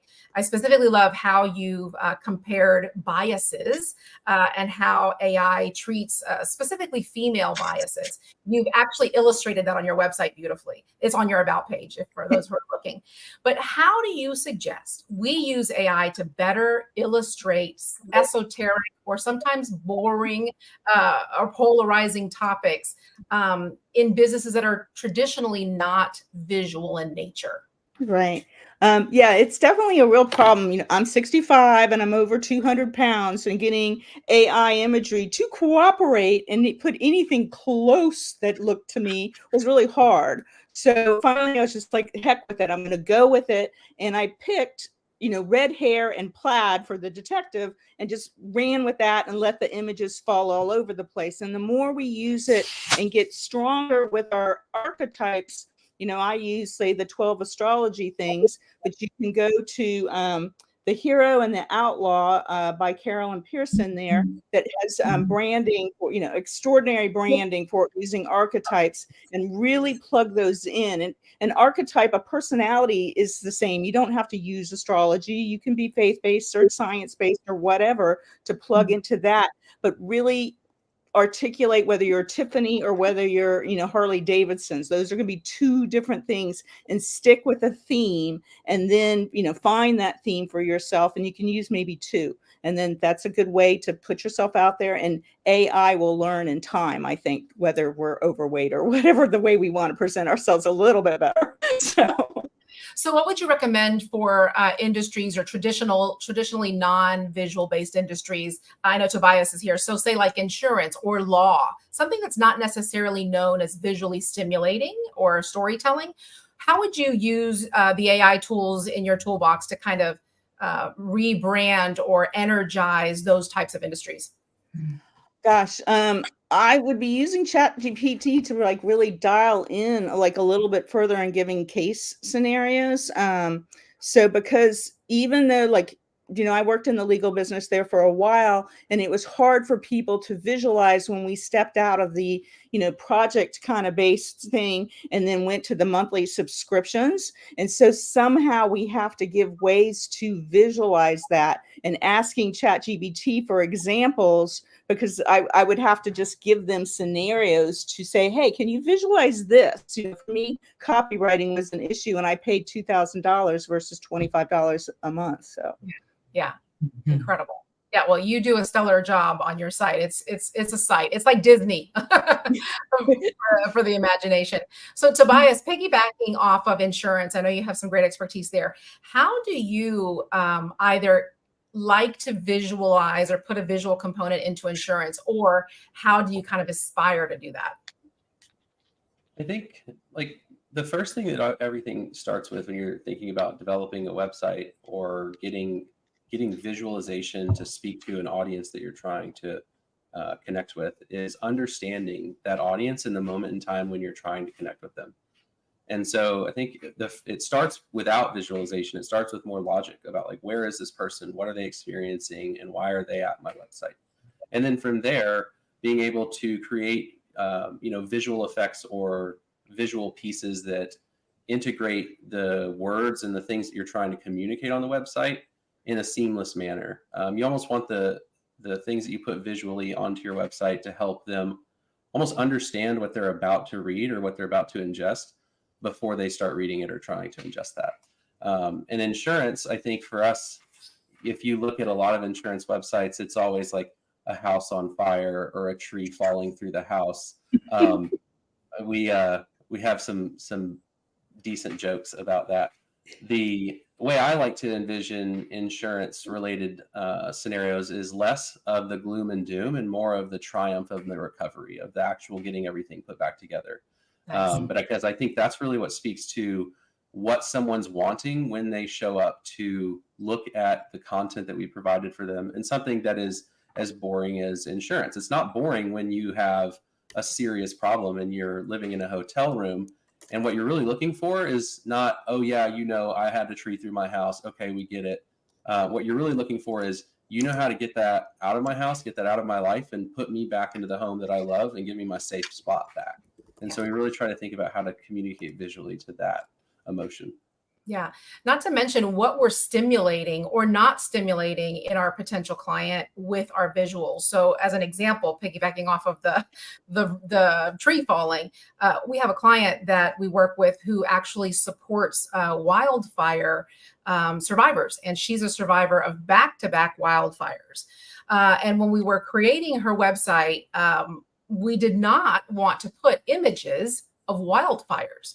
People lost their careers, their homes, their material belongings, sometimes loved ones and pets. So it would seem obvious to people that aren't necessarily in marketing branding, we should depict all the wildfires across the country. That's very triggering and alarming and reawakening to a lot of old wounds. So you're absolutely right. Playing to the outcome rather than the obvious stock imagery of just slap it up there is absolutely crucial. So thanks for that. All right. So, Dustin, this is my favorite question of the night. Congratulations, by the way, Dustin, for your rebranding your business, Geode AI Solutions. I love it. It's beautiful. But similar to Trish, you have a topic that can be polarizing sometimes. I'm sure you've seen it around the web, but your work is based around Christianity, faith-based business. So as a Christian marketer that I know that you are, how do you reconcile the fear-based rhetoric that AI is actually demonic? There's the really funny thing about this topic is no matter how you address it, there are always going to be people who get entertainment out of the worst case scenario, the doom and gloom and the possibility of Armageddon and zombies invading, and so that's always going to be there. That being said, whenever we're talking about AI and trying to address that for people who truly don't know what is safe or not, I look at it kind of like when you're a kid, or if you got kids and they're scared of the monster in the closet. Sometimes the best thing to do is to just go over and turn on the light and show them what's there, show them what it isn't, see more of what it is. And, the more you understand what it is, it's a computer that make words, just the next level of what we had before. And it's so funny, short story, but I remember reading an article about a guy who got interviewed by the news because he got ChatGPT to essentially say it was going to take over the world. And the funny thing about that was, he jailbroke it, which the news didn't really talk much about. So he broke the thing to make it say that. And then number two, AI trained on all of the same information that we have in our mind about, so it knows about Terminator, it knows about all these stories, and it's trained on that same information. And so when it goes down that road, it's just doing what it's been taught to do. Yeah. So when it comes down to it, there's really no monster in the closet. There are ways that you can use AI. Oh yeah, anything can be used for bad. Anything be good. Yeah. So I'm going to ask that you check your bandwidth poll because you're chopping up a little bit, but I'm going to ask you another question. I'm hoping you can hear me clearly. For new marketers and new AI users that are so excited, and we probably know some of these ourselves, they're so excited. They jump on Facebook, they jump on Instagram, and they want to show off everything they're creating and what they're doing and all the goodness. And they kind of get smacked in the mouth by the doomsdayers, right? Where it's, it's unholy and it's taking over the world. What do you suggest, Dustin, that a reply might be for folks that are just really excited and really caught off guard and surprised by that negative response online? You're always going to have naysayers no matter what you do in life. And so at the end of the day, you have to speak to the people that you're called to speak to, that you serve. And try all day, help those people see your perspective. But if that's your goal, it's going to be hard for you to grow. So I would just encourage you, focus on helping the people you're called to serve. Yeah, that's so great. And we have time for one last answer from Carolina. Yeah. So I have a question actually for Carolina that's really in her wheelhouse, if you don't mind. Yes.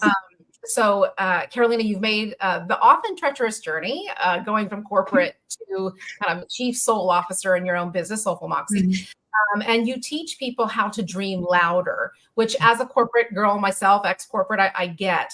But how do you use AI? How should we all be using AI to help us dream louder?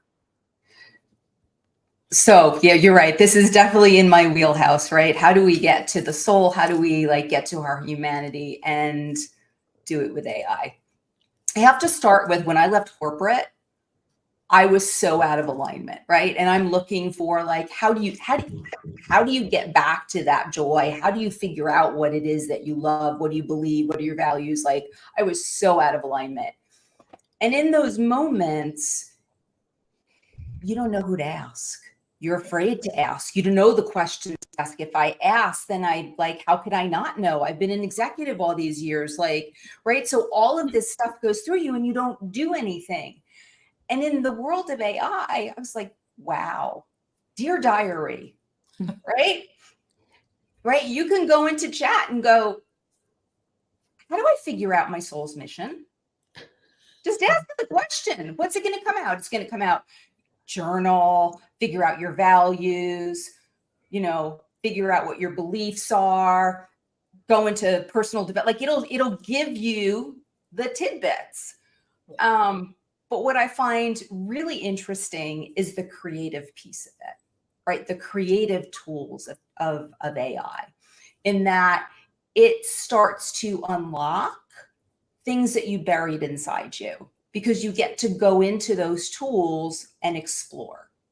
Yeah. Because it's in the silence that the answers come. And when we create, right? So I think about Midjourney, right? When you go in there, whether you do a 2-word prompt, whether you do a 30-word prompt, you get these images and you go, oh, may not be what you want, but it makes you feel, makes you think, right? And so you start to get connected to who you are again.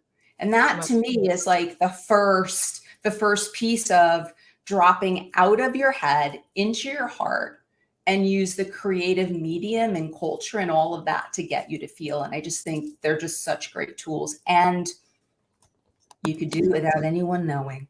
Yeah. Yeah. Yeah. Awakening creativity is definitely ChatGPT's superpower for sure. And Midjourney. So, yeah. So folks, you've heard just a snippet of AI's revolutionary handle on marketing. I'm going to ask that you please go follow our guests. Let them know how they can add their best practices into your business. Keep exploring. Stick around for our next panel discussion on women are dominating AI. I think Karen is going to lead the way for that as well. Thank you. This was an awesome panel, and we just don't want it to quit. We just want to learn more about marketing. So yes, I encourage all of the audience to continue to follow these wonderful souls and learn more from them. Thank you, Liz, for the great questions, and thank you, panelists, for your great answers. Awesome. Great job, everyone. Thanks. Thank you all. Good to see you. Okay, and so for everybody, all of our listeners, if you could text AI to 512-865-4065 to experience new AI technology, we would love to have you learn more. And Craig Bruce, yay, you are with us. So we're so happy that you're here. Craig is my co-host today, and we have some more amazing women. You know, you think, can it get any better? But yes, it can. Oh yes, absolutely. And I can't wait, you know, as we're coming around to home base, you know, we have some amazing tips that we're going to learn from these ladies. And so thank you so much for being with us. So we have losing bandwidth. Yeah, so we have Deanna Leonard, and I'll let each person introduce themselves first. We have Jennifer McTavie and Carrie Mader, and if I didn't say your name quite right, please correct me. And so we'll start off letting you introduce yourself and tell us a little bit about how you are using AI, and what is your favorite way that you are using AI. And so Deanna, I'm going to start with you. Hi, everybody. I know most of the people on this call, and I'm big fans of all of you. So thank you for having us. So I am using AI in ways I never thought I would before 6 months ago. I just launched with my partner, my business partner, Liz Smoke, Maiden Multimedia. And we are a full personal branding agency to help executives make their next big, bold move, especially from a retirement perspective. I also am launching next month the AI Chicks with another person on here, and we are an innovator and incubator agency, and I'm the publisher of The Daily Good. I celebrate women innovators in AI every day on LinkedIn, and I've celebrated both these lovely women speakers that are about to speak. I love how you celebrate. That's just Actually, awesome. all three. I've celebrated all three because Jen just joined us as well. Yay, Jen Fontanilla. We're glad you're here with us too. Thank you. And, Carrie, how about you? Well, I'm Carrie D. Mader, and I design $1 million spaces on an IKEA budget. And when I was struggling to create some type of online interior design program, I stepped back and thought, well, what am I really passionate about right now? And it turned out that I was passionate about these 2 books that I've read that have changed my life. I read one of them at the beginning of the pandemic and another one last year. And I launched a passion project, which has unleashed all my creativity, and it's kind of generating everything that I'm going to do moving forward. And that passion project is a book club with these 2 books called Naked and Unafraid. Awesome. You Wow. asked me another question about what my favorite tool right now is definitely Midjourney. I'm loving it. Yes, awesome. All right. So Jennifer McTavie, how about you? Yes, Mishtavy. And yeah, it's all good, everyone. Anyway, so I got started in 2022 working for a top ed tech company and moving their post-production to AI. So I used AI tools. I saved them about $30,000 in a month. And then I slowly started building myself up with AI and learning it. And I got really into Midjourney and mastering that in animation last year in September. And since then, I've worked on 3 commercial projects. One of them a music video for a director who did the first Destiny's Child video. I've been published in Prompt Magazine, which is published in 20 different countries. And I work for an immersive experience startup here in New Zealand, and we're launching at a major US museum in the coming months. Excellent, excellent. So Jen, we're just introducing ourselves and telling a little bit about what is our favorite AI tool that we are using. Yeah, so I'm a TEDx speaker, a 7-time author, and I have 25 years of experience in graphic design and marketing and 19 years in financial services. I used to be a financial advisor, and I lead entrepreneurs and professionals in the creative space, bridge the gap between their money mindset and creative passions so that they can create a life of happiness, wealth, and joy. And my favorite AI tool is also Midjourney. Yes, that's awesome. And Craig, I want to give you an opportunity to introduce yourself and if you have a question for our panel. I do. Well, first of all, it's great to be surrounded by a group of amazing, global, brilliant women who are blazing the way. Watch out, guys! They're blazing the way, and it's such an honor. Absolutely, absolutely. I saw that, Carrie. My name is Craig Bruce. I'm founder and managing principal of Evolve Health and Lifestyle.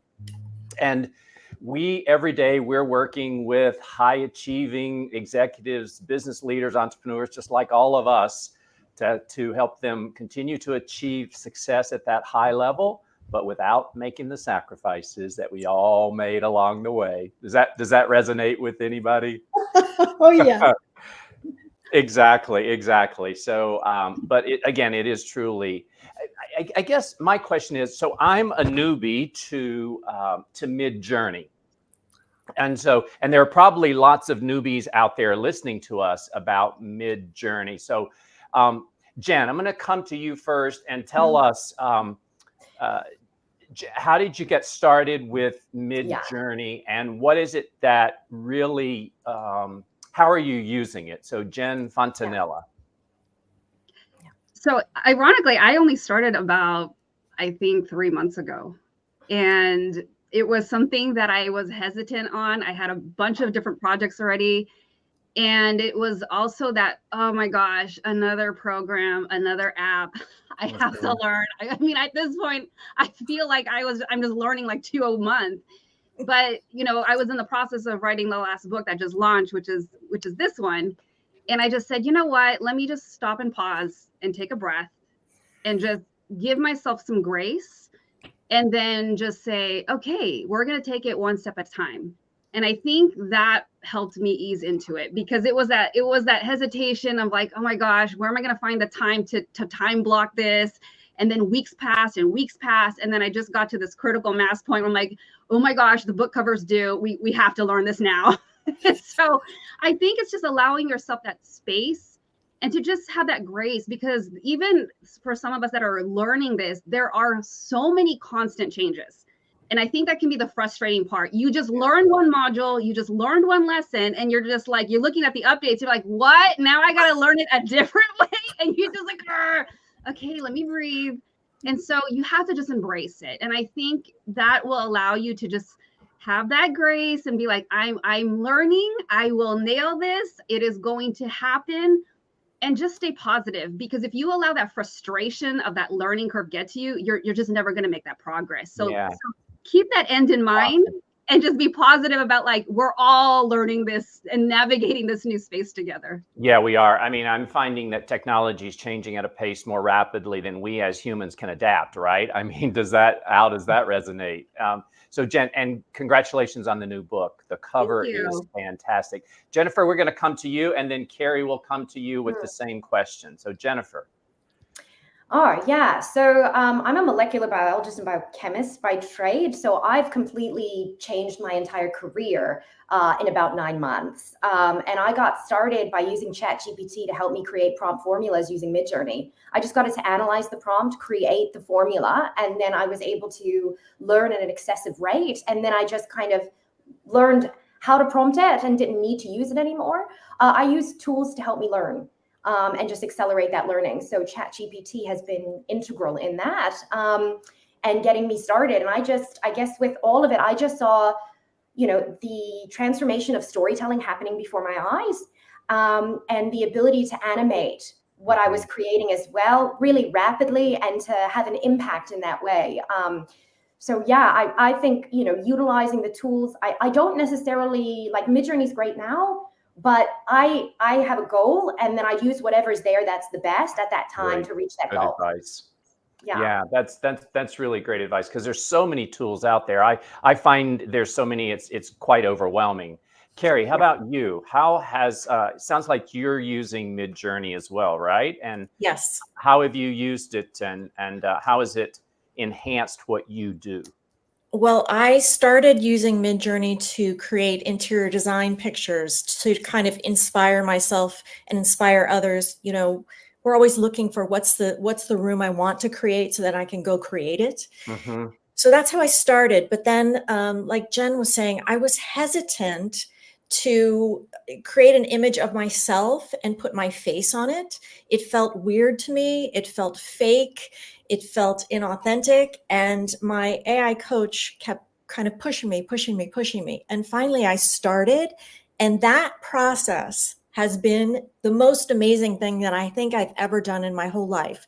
Because when you start to create images of yourself as a mermaid, as a cowpoke, as a space explorer, as things that I would never see myself as, and I was creating images to promote my book club. So I was creating images of myself with a book in all these different locations, in all these different forms. And when you start to do that, I'm going to explain it. I was going to say I can't explain it, but I can explain it. When you start to see all those images of yourself as something else, you start to unlock something in your brain that I'm not all these images. I'm not even this. Ooh. And you start to, that thing they tell us, okay, you're a soul living in a human body. And we're like, what? It makes no sense because this is my body and this is how I grew up. That starts to make sense. So here my friends are saying AI is going to ruin the world and everything is fake. And I'm over here creating images of myself as like a cowboy.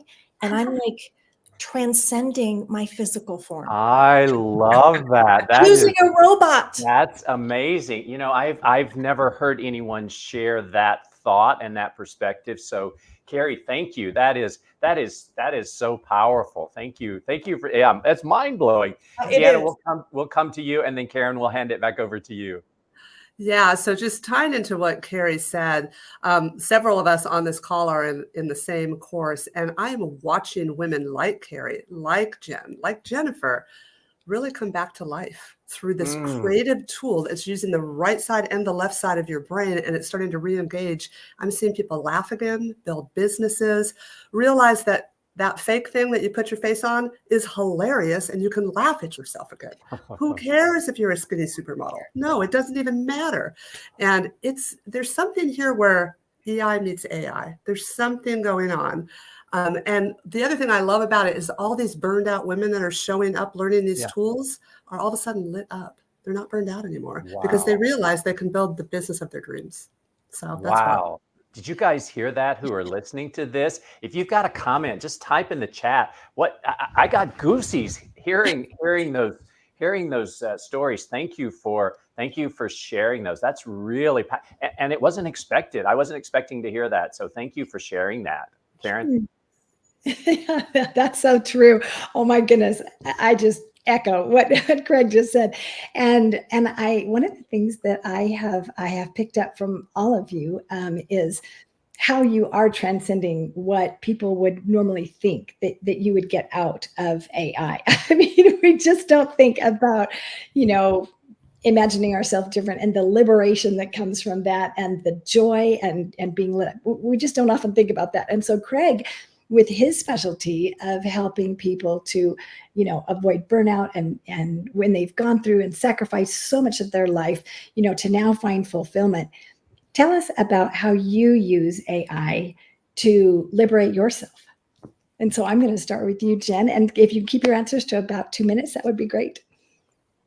Yeah, I think ever since using the tools, I know we had talked a lot about the imagery using Midjourney. I use a lot of ChatGPT as well. I've used it for spreadsheets. I've used it for creating formulas. I've used it for recipes. Convert this recipe for 1 times chicken if I have 4.3 pounds of chicken. And it's just about even alcoholic drinks, whatever it is. I mean, that thing can convert. It's like doing the math for you, right? I can do it. It'll take me 3 times longer, but why not plug it into this thing? And I think also as I was rebranding my stuff and as I was working on the book, what I have found is that my voice got refined. It really, what I love about the symposium is that I have heard echo over and over is that it's not replacing you. It's just helping you do things faster, more efficiently, saving time, saving money, and having that time to do other things. And so for me, it's like finding that voice and having it very refined and using that extra time that you're gaining back from using the tool to be able to refine the other parts of your projects, whatever it is that you're working on building. And so that is what lights you up, because now you're like, oh, wow, I feel more focused. I can do things faster. It's more efficient. And then you just feel like you're just checking things off the list that you're finally getting through and feeling like you're making that progress. Yes. And so besides putting your spreadsheet and your contracts in ChatGPT, what else do you specifically use to do that? You know what? It's just that. It's really just that. And then I just copy it, and then you can even put it in a Google Doc. So it's just between those two. So that's the thing that's nice too. You find out that, wait a minute, it's not that complicated. There is a learning curve. But I think when you're new to it, you're just like, oh my gosh, is this going to be a lot of programming and all this craziness? And it's so not, it does not have to be that way. So breathe. Breathe. Yes, thank you. Don't panic, like they said earlier. And so, yes, thank you. And I appreciate you saying that, it's just ChatGPT. I mean, so many things that I don't know that you can use with ChatGPT. So just take a step, give yourself grace, learn it step by step. How about you, Carrie? What are you using to liberate you? Well, another thing that has happened as I've been creating these images, I've been putting them out there. So I've shared it with my husband, who says, "You're not going to use that, are you?" And I share it with my girlfriends and they say, "That's crazy." And then I put it on the internet, on Instagram. And Instagram has a lot of opinions. And those people are like, okay, this is fake. This is plastic. This is cheating. This is not the real you. I miss the real Carrie. And so what happened through that, and I put my Instagram handle on here and I front loaded all the images so you can see all the crazy images. But what's happened through that, when people said, "I miss the real Carrie," and I call it out as AI. I mean, it's clearly AI. It's a mermaid. I'm on a horse holding a gun. Like it's clearly AI, and I call it out as AI, which I think is one of the secrets. But doing that has caused me, real Carrie, to push myself into the internet and out of my own literal closet that I'm sitting in. So when you think about it that way, fake Carrie is causing real Carrie to show up more in the world. And it's a robot that's actually kind of fueling all that. I mean, that's amazing. And we're all here to deliver something amazing. And if we don't put ourselves out there in the world, it's never going to happen. So if this tool can help that unlock me, I mean, what can it do for you? Oh, yes, that is excellent. That's awesome. Oh, I love it. Okay, Deanna, how about you? Actually, can we go to Jennifer, because she's our Kiwi and I want to make sure she has time to talk. They've heard from me all weekend and Jennifer is so talented. Is that okay? Yes, go ahead then. No, I mean, I can just resonate with what Carrie was saying. I started out doing it as just a art therapy project, and I was like, oh, people are going to come to my LinkedIn and take a look. And then it kind of just took a life of its own. And it's just, it's not, like I said, it's not just the one tool, it's the workflow and how I'm able to take an idea that is a part of me and present it in a way that other people can see, feel, and hear it. So I do, sound mixing, and I start making these immersive experience spaces and create, forests with jellyfish, and then I make them move and create all these different things. And yeah, and I also am able to, I guess, take clients' ideas and dreams and turn them to life using all this new technology and expressing myself in new ways. So it's definitely transformative. So I kind of agree with everyone here. It's like the second you start using it, it becomes a way to further express who you are as a person. It's quite an interesting, because at one point you do get people that are like, it's not real, it's this, it's that. Well, actually, I came up with it. I had to refine it, design it. You still use Photoshop. You still use a lot of other tools that help you kind of refine the idea down and bring it together. It's full creativity. We're not losing anything. We're actually gaining it. And I found more of myself through it. Yeah, it's been a wild experience. That's awesome. I love your jellyfish. And Deanna, we do have time for you to answer too. We have time. So yes, please share your thoughts. So many cool things have happened as far as moving from burnout to lit up. One of the things is I also have an award-winning website that launches in July that was voted on by the Secret AI Society, and I came in second place. I didn't win, I guess I came in second place, but it was fabulous. I've never designed a website in my life, and now all of a sudden I'm winning from these 1,000. It was incredible. So that was kind of liberating to know that I actually had the tech inside me, and it wasn't that hard. And I actually can make something happen. It wasn't that hard. And how I apply that to Made in Multimedia is I'm fair disclosure here. I am 59 years old. I am knocking on the door of 60, and I am not done yet. And neither are most of my friends. But most of my friends are knocking on the door of retirement, and they're not sure what they want to do. That's why we founded Maiden. It's going to be so liberating to help them figure out that next phase without floating around for 3 years, wasting time and making themselves crazy or getting sick, because that's what often happens. So many people retire, they get bored, they get ill. We don't want that. We don't need that, right? Right. Oh, that's so good. And we want those golden years to be golden. Exactly. And to have and to to enjoy all that we have worked for. And so that's awesome. So Deanna, do you mind if I just ask what, for our listeners that are maybe wanting to design a website, how did you do it with AI? So I did it through the class. I put it on a platform called Show It, which is one of the more advanced, easy to use tools. Go check out Show It. I am a huge fan. If this woman who has tried every website software out there and win an, let's go. You can do it. Showit.ai. Did I get that right? Showit.com, right? Like in my class, yeah. Showit.com. Excellent, excellent. Craig, did you have another question that you would like to ask? I do, but before I ask the question, I have to say, Deanna, 60 and sensational. Oh, yes. Thank you. I love that. That just might be the next one. I think, you know what? 60 and sensational. Take it.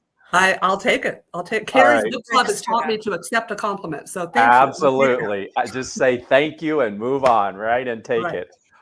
Carrie, I want to build on something, and we'll come to you with this question first, and then we'll go to Jennifer. You mentioned the word cheating.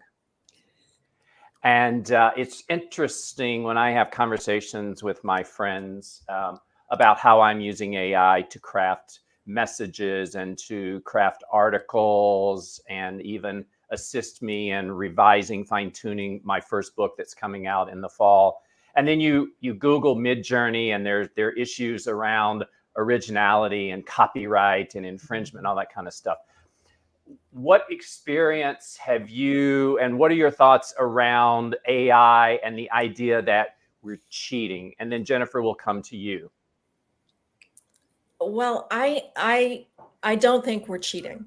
We are literally taking what's in our brains. We're coming up with an idea that's in our brains, and we're feeding it the words into the tool.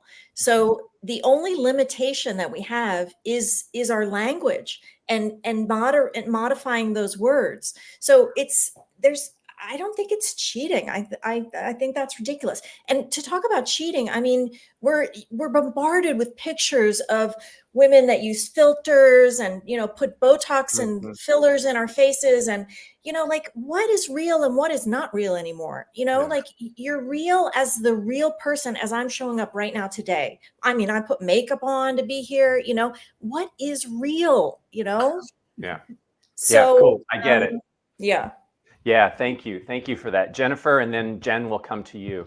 Yeah, it's funny too, because as we entered this space, there's actually an option that you can choose to, refine your appearance as you enter into this. Yes. Yeah, so I mean, that's the whole, so cheating, I don't know, is the invention of the car cheating when we used to ride a horse? Like, it's, it's kind of like, we have a plane now. Is it cheating? Should we just get on a boat and spend like 17 days trying to get from one Great place analogies.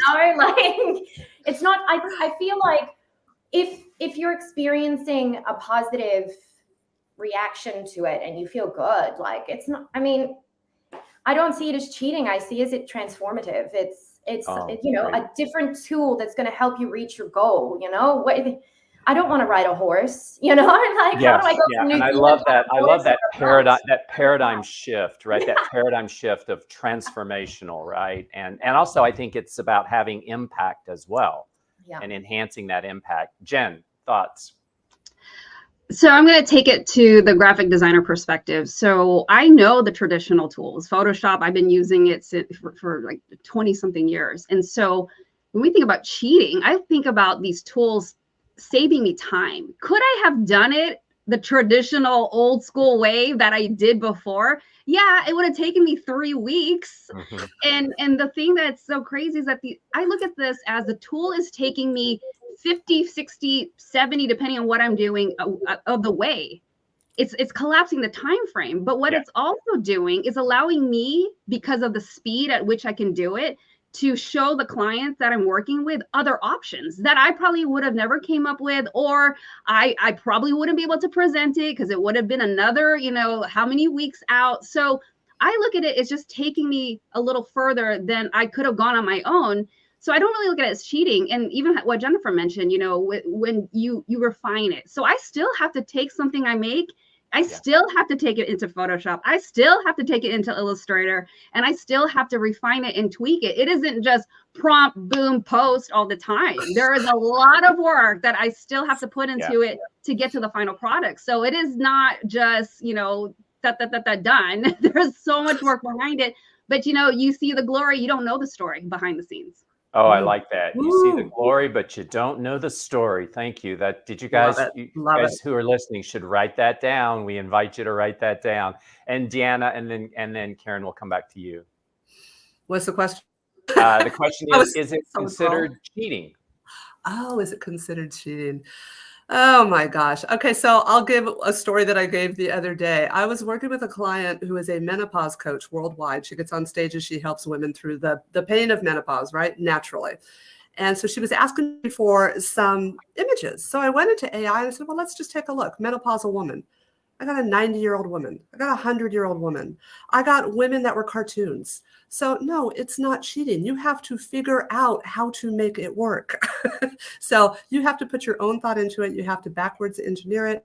You have to build prompts and experiment. And it's actually part of the fun. It actually starts unlocking your creativity. So no, I do not think it's love cheating that. at Unlocking all. your creativity. Absolutely. Love it. Thank you. Thank you, ladies. Yes, that was awesome. So I am wondering, what strategy do you use now that you wish you would have known earlier? And I'm going to start with Carrie. I just wish I'd started earlier. With everything. Yeah. Especially with the with Midjourney. I wish I'd not been scared to use it. I wish I'd not been scared to use ChatGPT. I wish I'd just jumped in. So that's my message, to just jump in. Jump in. Yeah, let's go. Jennifer, how about you? What strategy do you wish you had used earlier? I think it's just an overarching follow your passion and your dream. And if you think, like for me personally, I didn't see design art as a way to make a living. So I never put a lot of time and effort into honoring that. I did crafts, I did art, but it was never with the idea to monetize. And I really wish I had taken the strategy sooner of honoring that part of myself and really going forward with it, because regardless of the tools, my creativity would have shown through in other ways and I could have been able to harness it differently. Really happy with the way it is now. But yeah, just, follow your passion. It's not easy, but the strategy is just, if you like something and you're good at it, go and, follow that. There's only so many things we're good at. And if you're really good at something, go for it. Right.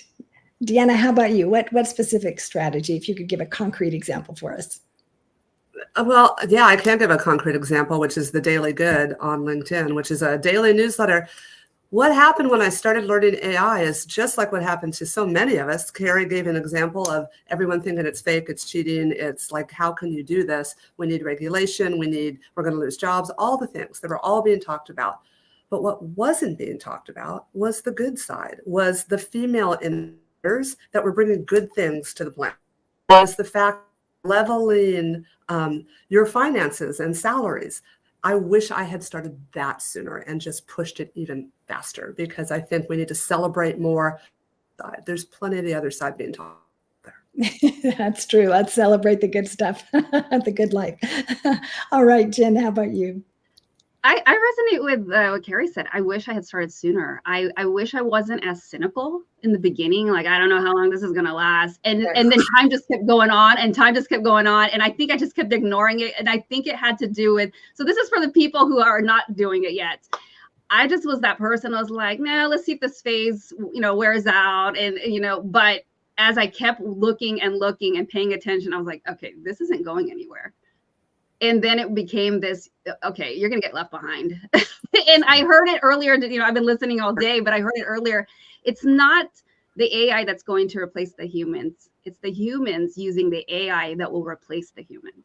Right. That's why I was like, you got to jump on it. You're going to get left behind. And so it's just this having this bravery and this encouraging and this positive attitude that, hey, I'm going to learn this and take baby steps. So yeah, for me, it would have been like I should have learned ChatGPT earlier and Midjourney earlier. And yeah, but hey, we're here today and you always have the opportunity to learn now. Right. So wanting to learn things earlier, I'm going to ask you, what would you recommend for a tutorial or for a link that somebody could use right away? And I'm going to start with you, Carrie. What would you recommend today that someone used? Well, I went full bore and hired an AI coach, and my children think I'm having a midlife crisis, which I just may be, and I am thrilled about it. So I don't care what they say. I hired an AI coach, and I'm a member of the Secret AI Society. And if you're interested, you can find my link in my bio on Instagram, and it's fantastic. And I don't think I mean, you can do all the stuff, tutorials on YouTube, but it's like a totally different animal when you have somebody and a slew of coaches to walk you through it. It's a no-brainer. Excellent. Secret AI Society, ladies. Yes. All right. So we have 30 seconds. Jennifer, how about you? What would you recommend? I kind of just taught myself with ChatGPT. I went in, got it to analyze articles, kind of give me ideas, and then I'm tactile learner. So I just got it to teach me and kind of programmed it to do that. So that's how So you must have prompted it, teach me to do whatever. Research how many articles are on Midjourney, look up, different ways to, different ways to approach different words, how we could go about creating X, Y, Z. And then I just said, okay, this is what I want to do. This is how I want to do it. What would be a prompt? And then I worked from there. How do I prompt it? Where am I going? Yeah. Okay, great. All right, Jen, how about you? I second the Secret AI Society, but if that's not an investment you're ready to jump into, then I have watched so many different videos on YouTube where start simple, like what is Midjourney? How do I use ChatGPT? Like start it off like that and just take baby steps and just dip your toes in the water. But start doing your research and you'll be amazed at how many resources are out there. There are a lot of content creators who do an amazing job of explaining things very, very well. So I think that would be a great start. Yes, good job. All right, Deanna.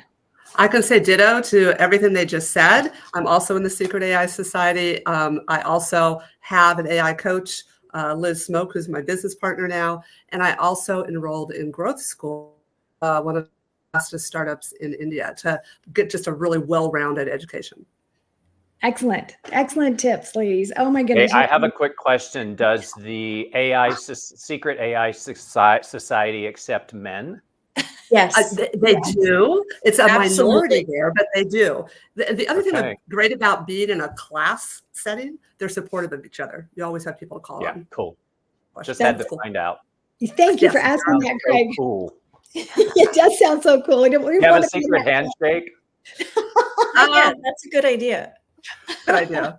Oh, what a great panel, ladies. I wish we could keep going because I have so many things I'd love to ask you and love to learn from you about. I know our audience has gotten so much value out of this. And so the main message here is start now and start learning and connect with people that can help you and ask questions. And so thank you, Deanna. Thank you, Carrie, Jennifer, Jen, and thank you, Craig, for being my co-host today. And I'm so happy that we had this opportunity to share all of our experiences, not all of them, but some of our experiences, and to help our audience learn how they too can get started with ChatGPT to help them accomplish their dreams in life.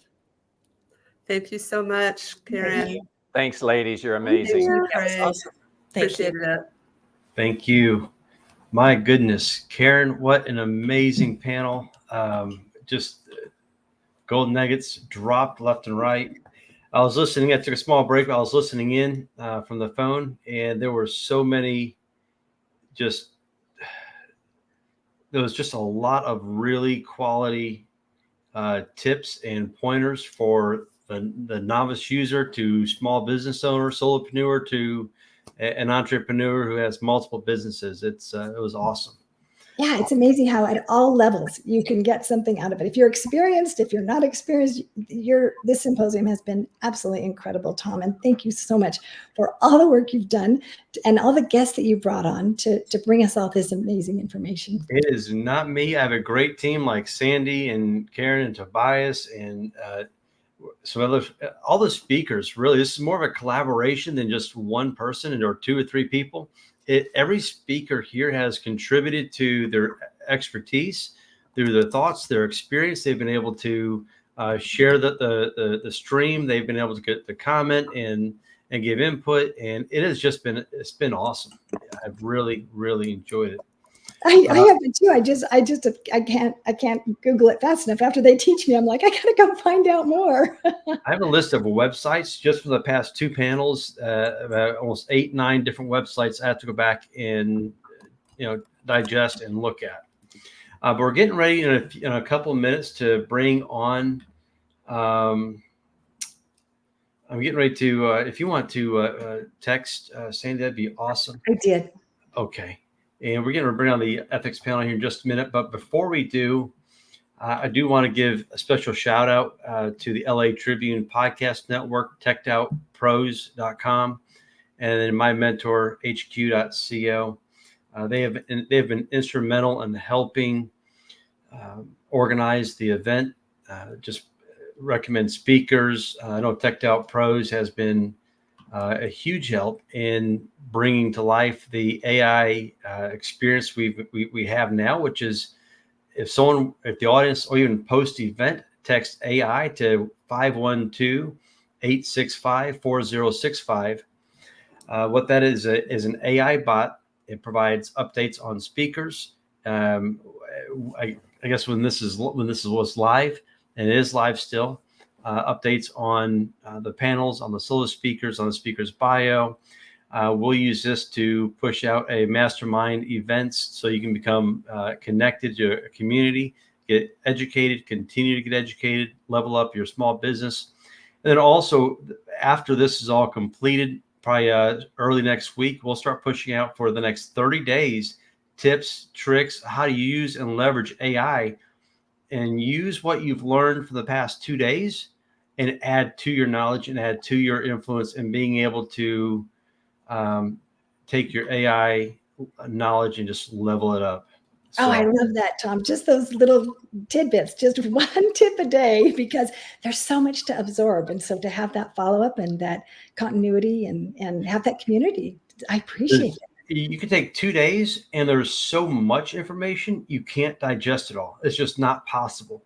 So we've taken some of the tidbits from the symposium and we're going to be spreading that out and dripping it over the course of the next 30 days, just to give people time to absorb the information, right? You can get too much information. It's information overload. So, well, we are going to go ahead and get started on our next panel. And that is the ethics panel. And I'm going to bring up our co-host, Karen. Thank you so much for all your support and everything you've done behind scenes and on screen for the symposium. Thank you so much, Karen. Thank you, Tom. We'll see you soon. Thanks, Karen. All right. You ready? I am ready. I just had my dinner. I was grilling out there, and it's 98 degrees. I was out there grilling. I'm like, what was I thinking? I'm telling you. Well, hopefully it's cooler inside. Yes. Hey, Trevor, Dr. Brent, Kristen, how is everybody doing? Hello, sir. Doing well today. Doing Good. well. Awesome. Well, we have a topic that is top of mind for, I think it's universal, it's global, the ethics of AI. How do you use AI ethics? I know, Kristen, you were involved in the great ethics debate of 2024 versus you and Jonathan Mast. Yeah. And I have to tell you, I was ready for a spirited debate, but I was not quite ready for that. It was absolutely electric. Yeah, it was good. It was a good one. And it was. I'm gonna have to go back and watch it. I didn't.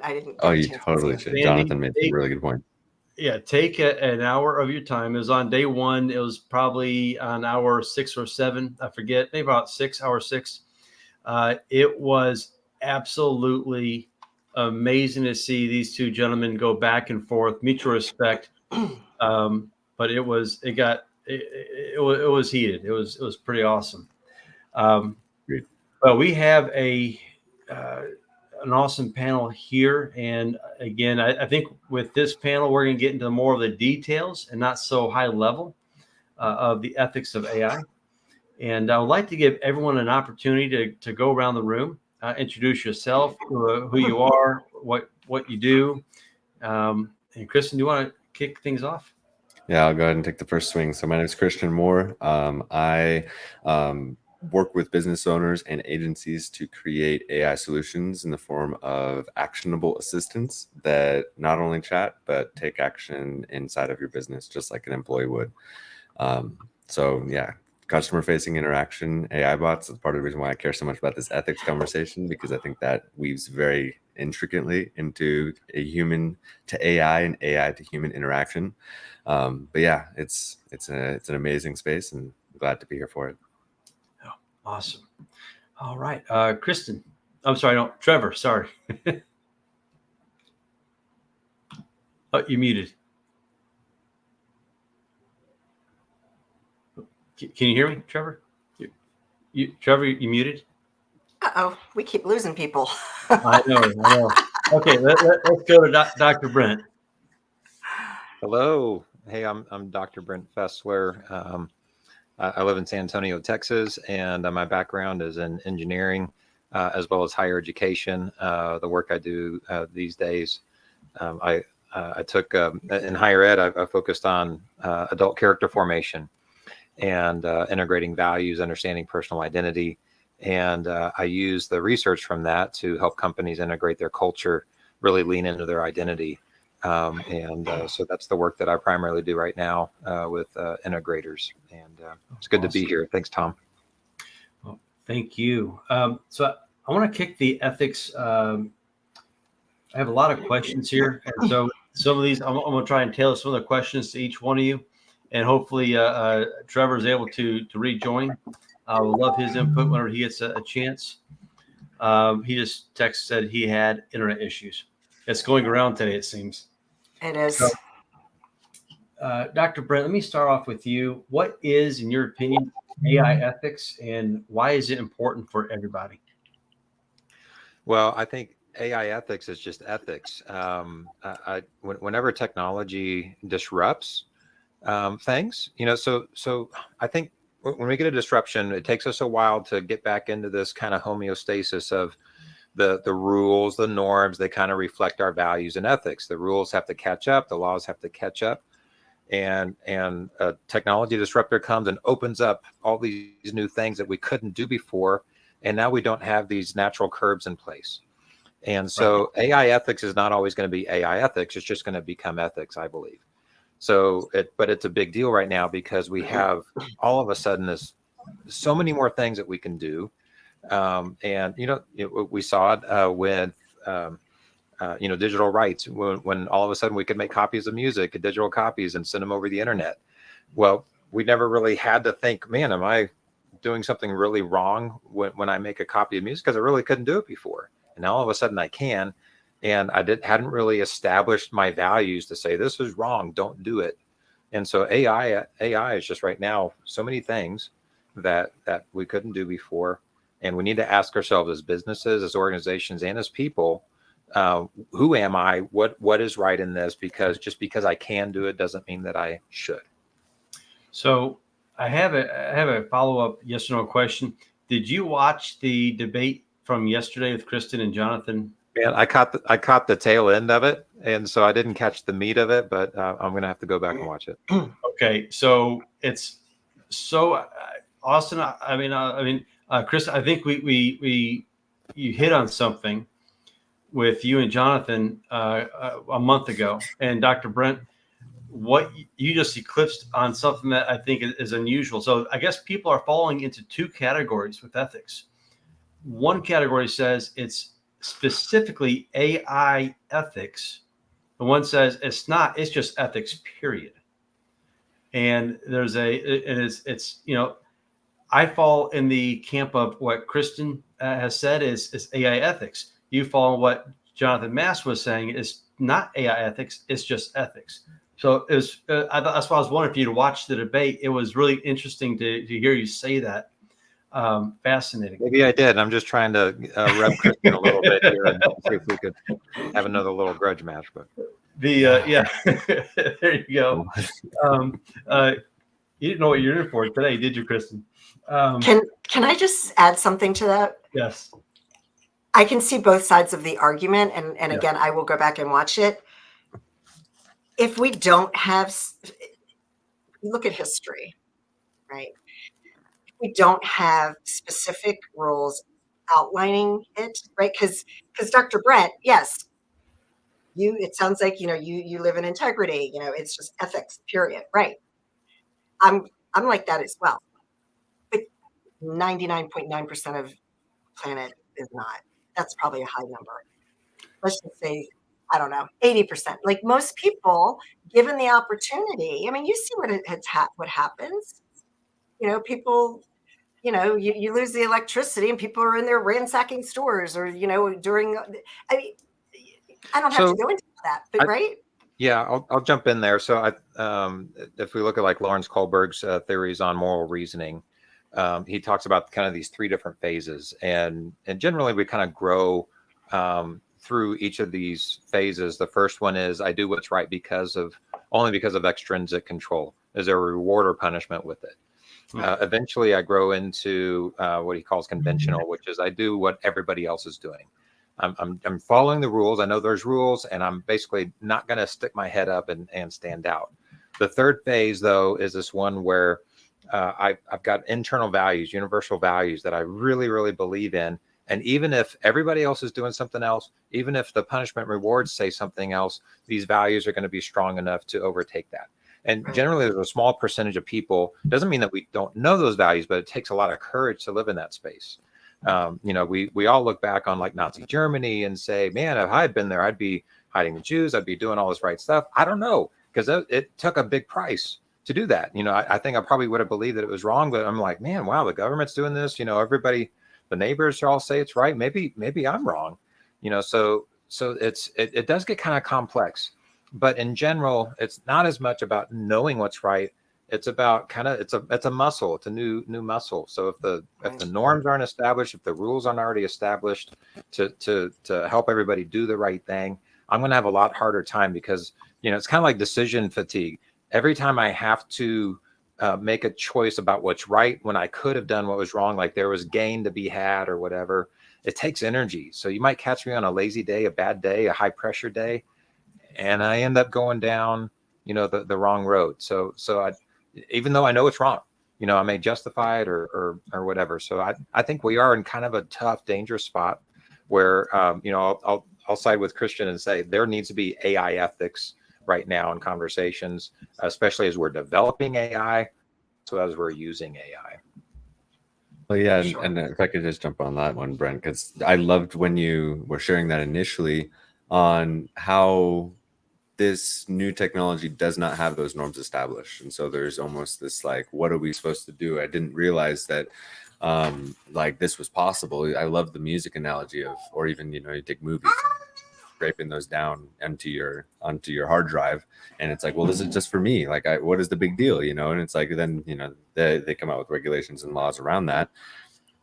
The point is that with that new capability now grants an additional responsibility that requires an active conversation to help everybody to get on the same page and think through that. So I really love that point there, because it's almost like there's this never seen before capability, of being able to create content or video content or audio content, like whatever it is. So now there's additional like questions, additional reasonings that have to be walked through, that the majority of people will fall into those lower two categories. They don't have those guiding core values that will lead them to the light. Like they're just going with the flow. And if there is no flow because it's not established yet, that will, I think, open up into a kind of what we're seeing now, which is, I would say, in a lot of ways, kind of a reckless application. There are those people that are running with it, and then there's those people that are standing in those values and they're showing a different way, and I would say Jonathan Mass is one of those individuals. Sounds like you are too, Dr. Brent. And yeah, it's going to take us being forefront and those individuals who do have those strong values to share them openly and to communicate them openly. Yeah, without more, kind of like a moral kind of tinge attached to it of like, oh, you're doing something wrong. It's more like, hey, this is why, this is the understanding, and this is how we can make the world a better place with this stuff. So I love that. That's an excellent, both points. You're excellent. But so I have a question, I guess, more for Kristen. You're a developer of your code, and you're a developer, so you might be better suited for this question. And then I know Dr. Brent will have a response to be able to play off that response. Can you explain how AI systems make decisions? Because we all know you have developers behind it, and there's that human touch, right? So humans have a responsibility, but for the audience who don't quite understand some of the decisions that go into making an AI, would you be able to do that? Yeah, so just transparency, and forgive me if I nerd out on some terms here. So I'll try to keep it like on a normal word choice level. But large language models, LLMs, is the AI type of AI we'll refer to in this case, and they're essentially large databases of language that's been organized based upon relevance that's been given to it by humans, right? And so it's language, it's information, it's words, and their meanings are assigned to it by the programmers, by the trainers of the AI. So in the inception of an AI model, there's the hardware of it, but the software component of it is a model that is assigning weights, and I guess weights would be the best word, or levels of importance. It turns it into like computer words, right? Which is zeros and ones. It turns it back into that, but it's essentially assigning weights to different words and different terms and different concepts and correlating them back to each other to communicate them back to you. So when a model is being trained, there's a process of the AI going back and forth with a very large amount of human handlers that will be telling the AI, this is right, this is not, this is right, this is not, this is right, this is not. Over a large amount of those iterations, the AI starts to understand its positioning in space and time when it comes to that data that it's been fed. So data is fed, human handlers teach the AI what that data means, and then now the large language model is able to use that data to communicate back information, to process things, but it's all going to be correlated to the original assignment of those weights and measures that were given to the AI. So when OpenAI was developing, ChatGPT, they had their handlers working through, they had teams of individuals. I can't say necessarily how many there were, but teams of individuals that were carefully selected to counteract and remove bias as much as possible from the introduction of the machines, because they even pick up on our own internal biases, and our own internal things that we may not even be aware of. But it's essentially through humans training the computer, what does language mean, and then giving it kind of as much data as possible to work with off of that. And that's where that power is unlocked. So if I need to go into any more of those little like offshoots of that to help it all make sense, I know that's a kind of a word vomit of nerdy tech jargon, but no, you're good. I would love to hear Dr. Brent from the human perspective of everything you just said.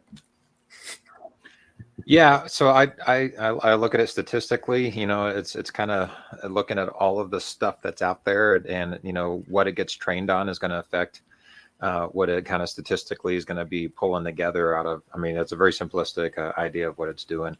The interesting thing, I think, that has been really unique about AI is because it's been trained so much with language, is that you use regular everyday language, and often psychologists and human people are able to use AI better than somebody who's used to coding or things like that, because it's not used to, it's not being trained to speak code. It's been trained on human language. So it's kind of a unique thing where it feels so much like a human, The responses are so much like a human. It's sometimes easy to forget that it's not a human on the other side. It really, the extent of its ethics are kind of based on the data that's been trained into it. So, I think we assume we're when we work with a human, when we're talking to all, the four of us here, we assume some ethical common ground, that we believe with each other. We can't necessarily presume those things with AI responses right now. Yeah. Wow. That's awesome.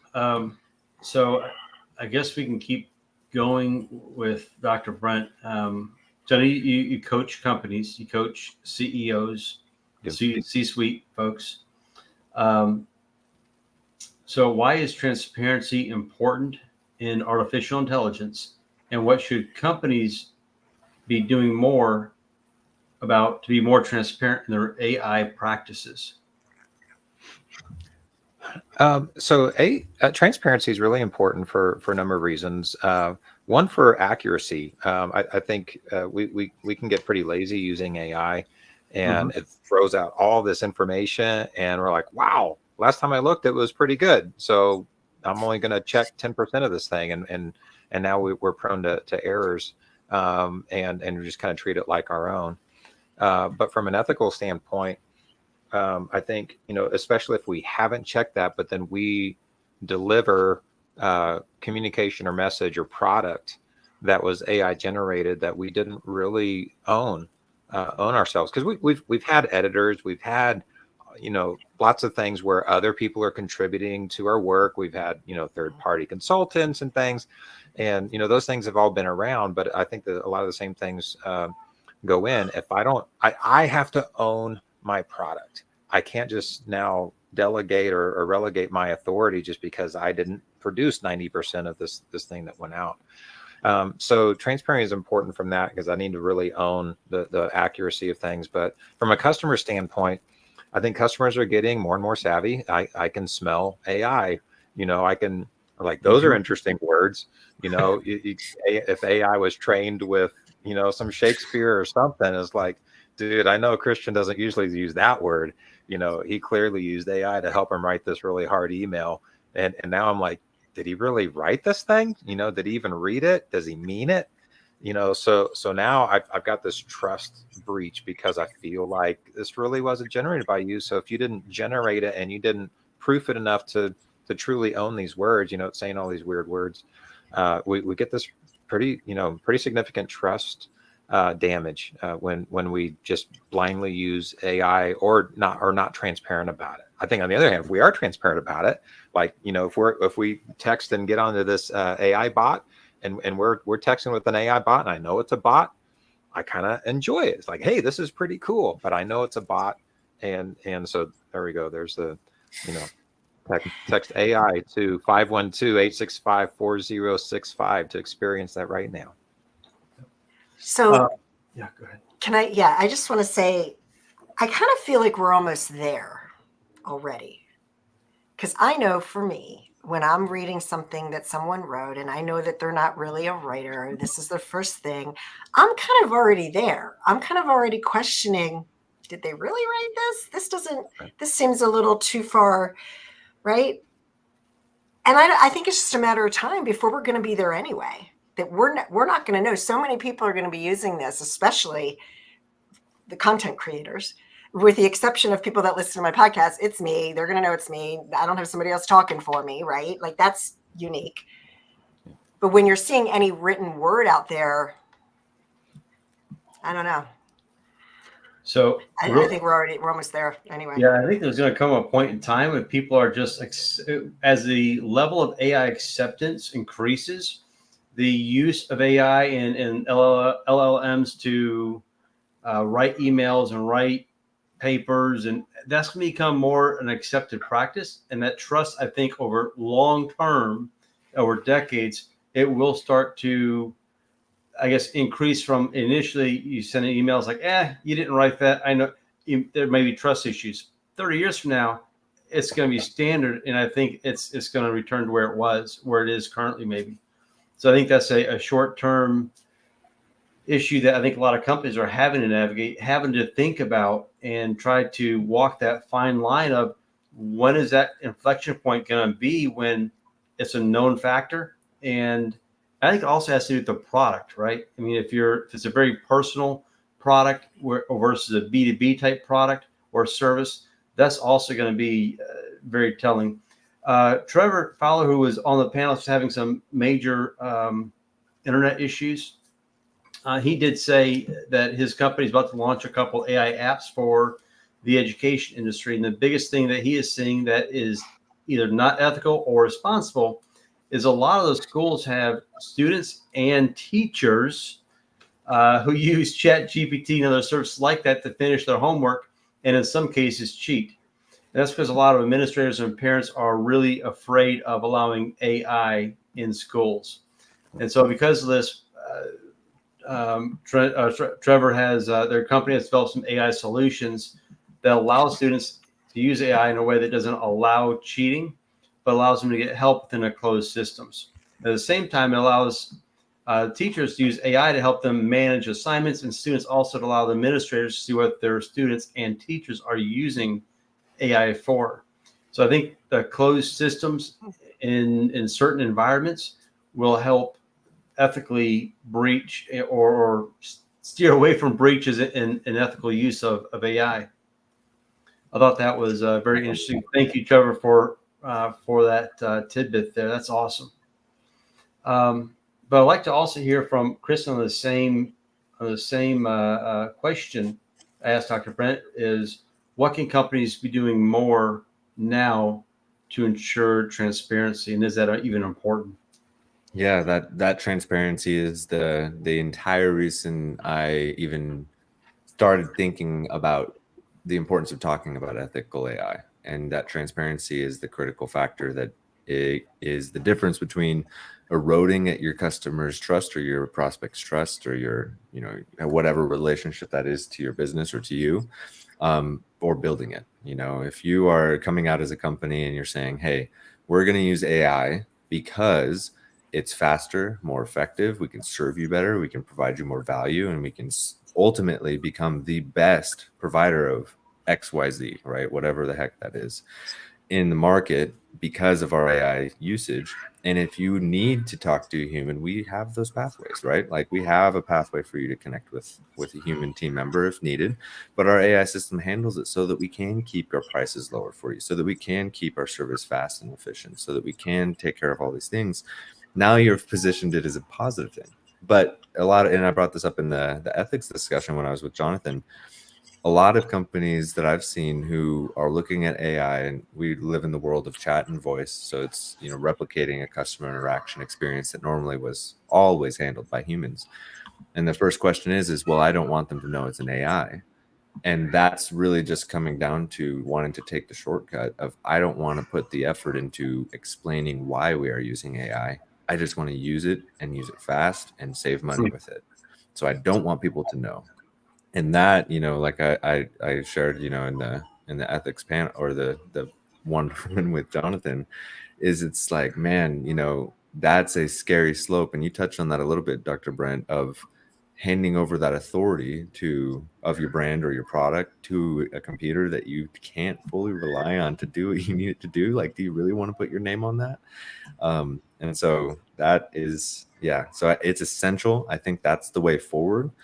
You might be able to pull the wool over a couple of people's eyes, or maybe a lot of people's eyes, but at the end of that train, they will likely find out. And when they do, you'll find yourself dealing with a cascade of problems at that point. And that is, in my opinion, that trust breakage. We all know the old adage of, it can be torn down in a day and take 10 years to build. And it's like that trust, once destroyed, is very challenging, very difficult, and if not even impossible in some cases to rebuild. So I think that transparency should be protected at all costs. That integrity should be maintained in every single scenario. And care should be done in these system designs to ensure that they do have that pathway back to humans. It's like, just because you're using AI doesn't mean that everybody has to talk to your AI. Let the people connect. And it's interesting. I'm going to I'll let you, I guess, pop up the next question on the screen in just a minute. I want to read Trevor's response. Companies now should not be using ChatGPT, Claude, or any other LLM out of the box because they are biased and they are more like a one-stop shop. But they need to have specially trained AI that is more specifically trained for their industry. For the education industry, allowing the use of AI, but in a way that is not promoting shortcuts or using it to complete assignments. It's not about banning AI in your industry because of fear. It's more about remaking it and training it in order to do what you need it to do for the industry in a way that's ethical. I wanted to read that out because I thought that was really, really insightful. I thought it was really good. But we had a question come in. I'm going to go ahead and post that. And so now we have a dilemma. What do we do with the information that hey, I feel like I'm being jaded because you're passing yourself off as I'm dealing with a real person, and I'm not. So what do you do if you're a customer? What do you do if you're on a forward-facing AI bot or AI is interacting with someone and they get offended? So I guess you can take it from either side, either angle. Yeah. Dr. Brent, you want to take that? Well, I'm going to go with like the business response to that is most customers, if the research shows if they feel like a company is unethical, whether it's AI or anything, they're going to take their business elsewhere. Yeah. And so even if in that call that maybe they'd make a transaction, they're not going to want to come back. They're going to go somewhere else. One study that I'm familiar with a little bit is that even if there's not another option, they're going to go without if they feel like that business is unethical. So I think we need to know that if our customers feel like we are being unethical or that they're like, oh man, they're trying to tell me that they're talking to a person, but I can tell this is AI. It's the business thing is that they're going to go take their business somewhere else. So that's a good thing. That's a good thing. When you have market forces that help us do the right thing, that's a good thing. But we need to be aware of that. And I think in the education space right there, the example that Trevor was talking about, when we're trying to sell our expertise or when we're trying to have a specific outcome, which is like going to the gym, like, hey, I found this really great tool that's going to lift the weights for me. Well, you're not going to get stronger, so you're not going to get that outcome. That's cheating part of the system. But when it's like, hey, my outcome is really to reach people and to touch people, to have this particular value proposition to somebody, and AI helps me do all this noise in the background so I can do that more. That's great ethics in AI, is when it's helping you actually be more be more of your purpose, more of your mission, and carry that out. But when you kind of like, it was in the last panel, you had somebody talking about it feels like cheating. Sometimes I think we should pay attention if it does feel like cheating. Why do I feel that way? We do have conscience, and we have a conscience for a good reason. We just because we can do something, we shouldn't ignore it. So, but yeah, so I'm sure Christian has something great to respond as well. Well, yeah, I mean, you tackled the business side. I'll hit it from the customer side. If you were a customer, dealing with a business that had made you feel, that they were being unethical, or more importantly, were using your data in ways that wasn't respecting your privacy. First things, yeah, just like you shared that from the business side to the awareness, the customer should discontinue doing business with that organization, whatever they're doing, and find an alternative, or do what they can to go without if absolutely necessary, because it's better to go that route than it is to be in a position to where you feel disrespected or mistreated, especially when you're paying for it, right? That makes no sense. But then on top of that, looking at the harm that potentially was caused, and then there's different pathways for action that can be taken from there, but really looking at the harm that was caused, reviewing the terms and conditions and the privacy policies, and making sure you understand what you did sign up for. And if that is all, in the clear, or maybe there's something you didn't realize, but making sure that, you first off stop doing business with that organization, and then you take the steps necessary to protect yourself from damage or further damage if there is any. But yeah, it's critical, and that's why we harp on it so much, because this is the point to where, how we carry this technology with our fellow humans here, and how we use it to interact with them. That's going to be the thing that's going to either open the doors for what's going to be a beautiful future ahead, or it's going to close the doors off and cause a lot of damage, cause a lot of pain. So it's important to carry well. Well said. You two gentlemen have articulated your thoughts and the viewpoints of ethics so beautifully. Amazing. Excellent information for sure. And you brought up a good point. There's terms and conditions. Most people don't even read it. You just click. Right? You agree. What am I agreeing to? I don't know. Yeah. And that's something, there's a gentleman, I don't think he was a part of this symposium, but he's a lawyer on AI IP.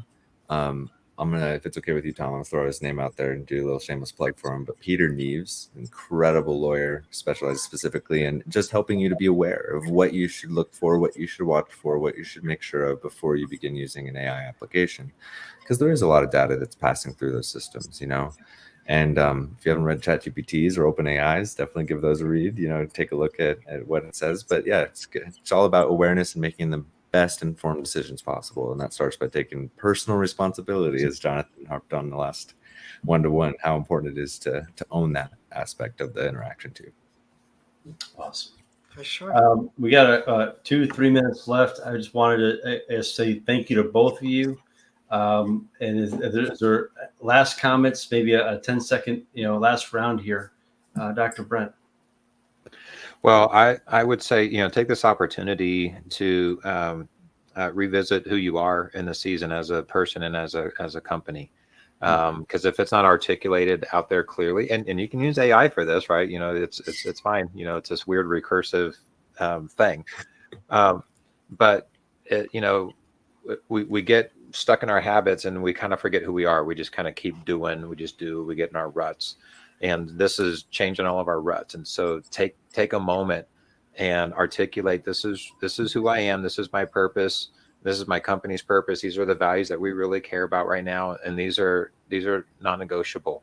I love to call them core invaluables, because they're really things that we shouldn't ever do without. But not just, hey, I believe in this, but challenge, am I living these things out? And because nobody's making me do it right now. And, I don't know, imagine, the Virgin Mary over you or your grandma or whatever, bring whatever you need. Like, would they approve of what I'm doing here? And I know it's way easier said than done, but that's just my parting thought there. Yeah. And real quick, Kristen, I'm going to interrupt real quick. So Trevor had a last word as well. He's reaching out via text. I think this was in response to what Dr. Brent just said. He goes, that is something that people need to be made aware of. Just because when a business owner learns about AI, they shouldn't automatically think, how can I get rid of employees, but how can I leverage AI to better my business through my employees? And I'm paraphrasing there, but Kristen. Yeah, so it's really just going to be coming down to making sure that the way that you use AI is worn as like a proud badge. If you're using AI and you're using it to save time and save money and save energy and impact more people, you should be proud of that. And if you're not proud of that, it comes back to that conscious thing you brought up there, Dr. Brent. It's like, maybe your heart's telling you something, but I encourage you, wear it as a badge. People and businesses, especially business owners, they are looking for people to lead that way. And if you are part of that leading edge, like, by all means, wear that as a badge of honor and do it in transparency with integrity and honor, always thinking about how the person on the other end would feel and putting yourself in their shoes and thinking about, man, would I want to be experiencing this? If the answer is no, then don't do it. Turn it off. So that's what I would say. Just real quick, speaking of transparency, I was about to do a post today in a private Facebook group, and I didn't do the post, but it had an option to select if you wanted to make it known that you wrote this using AI. Yep. It was just in a private group. I haven't seen it elsewhere. I don't spend a lot of time on Facebook. I thought it was very interesting.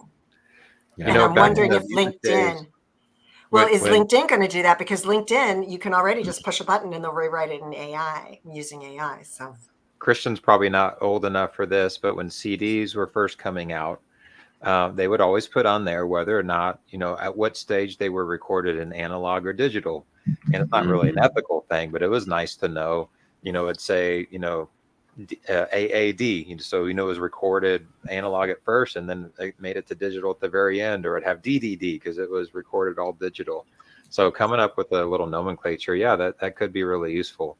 Because it was both AI and human, so AH, or it's just 100% A or whatever. Yeah. No, I like that too. Let's I trademark like it, the Christian. transparency.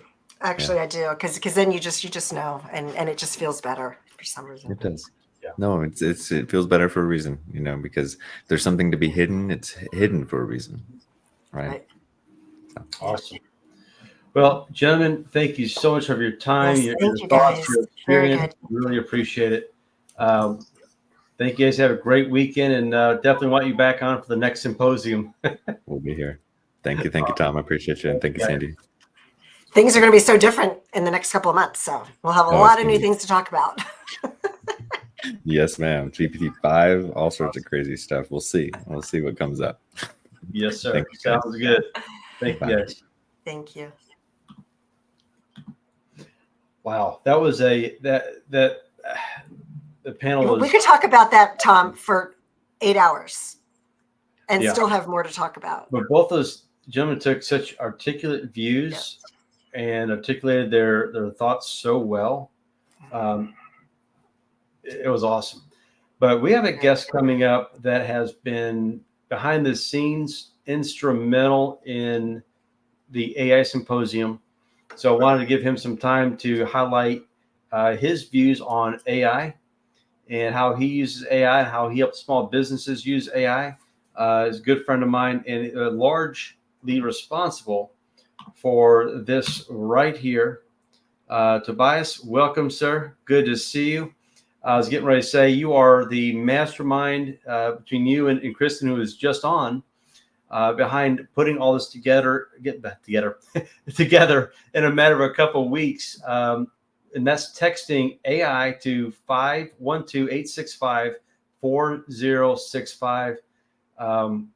Your genius never ceases to amaze. Thank you, sir. Thank you, Tom. Thank you. It's great to be here. They say you're supposed to save the best for last, but I don't know why you put me on here. You have a host of amazing people, really amazing people at this event so far. It's been wonderful to hear everyone's opinions and what they're doing in this new space. So thank you, Sandy, for sticking in and giving everybody a run for their money with great questions and keeping us on our feet. This has been a lot of fun, and I've learned a lot just being here as part of it. Yeah. That's high praise coming from you, because I thought you knew everything AI. Shoot. Yeah, not even close. So why don't you start off? Give us a brief synopsis of who you are, what you do, and how you help small business. Yeah, well, my name's Tobias Patch. I the co-founder of Teched Out Pros. We're kind of a boutique, done-for-you artificial intelligence and business automation group. We help small businesses, medium-sized businesses take the place that they are, where they are in business, and clarify where they want to get to, and then create a strategy and map a path for how we're going to use artificial intelligence and technology to help them actually get to that point. Awesome. Good deal. Sandy. Well, I haven't really heard you talk much, Tobias, but I love the way you're this texting it in, because I filled out my bio, or I answered a couple of questions, and I immediately got a text. That was like, I didn't even know that's what I was doing. I even said to Tom, I'm like, do you need me to fill out a bio? Like, I'm not really a speaker here. And he's like, yeah, it'd be a good idea. I'm like, okay. So I just did it on Thursday. And like, by the time I got done and hit send, I happened to pick up my phone and there's the text message. And it was really brilliant. Well, thank you. So I'd love to just hear more about what you do and how you help some of your customers, your clients, with the AI systems. Absolutely. Well, I'm glad it was a good experience for you. I will say we worked hard and fast. We'll be 10x as put together as we were on this one and the next symposium. So we're excited to have some more time to get ready for that one. But we're happy it came together. My background and being an entrepreneur is I've been over a decade now as an entrepreneur. I've started multiple businesses, bootstrapped them. When I first started, I didn't really leverage technology as much as I do today. But I built a really successful design build firm with my wife, who's an interior designer and still works with me to this day on different businesses that we have. And when I was in high school, I had a pretty bad car accident and ruptured some discs in my back, which led to a couple of spine surgeries. And in 2015, we were running, it was a really successful television show in Waco. And we were like the ghost team that was doing a lot of the work on that show and the design and the construction. Are you talking about my two favorite people? I may or may not be. I love that show. I love that show.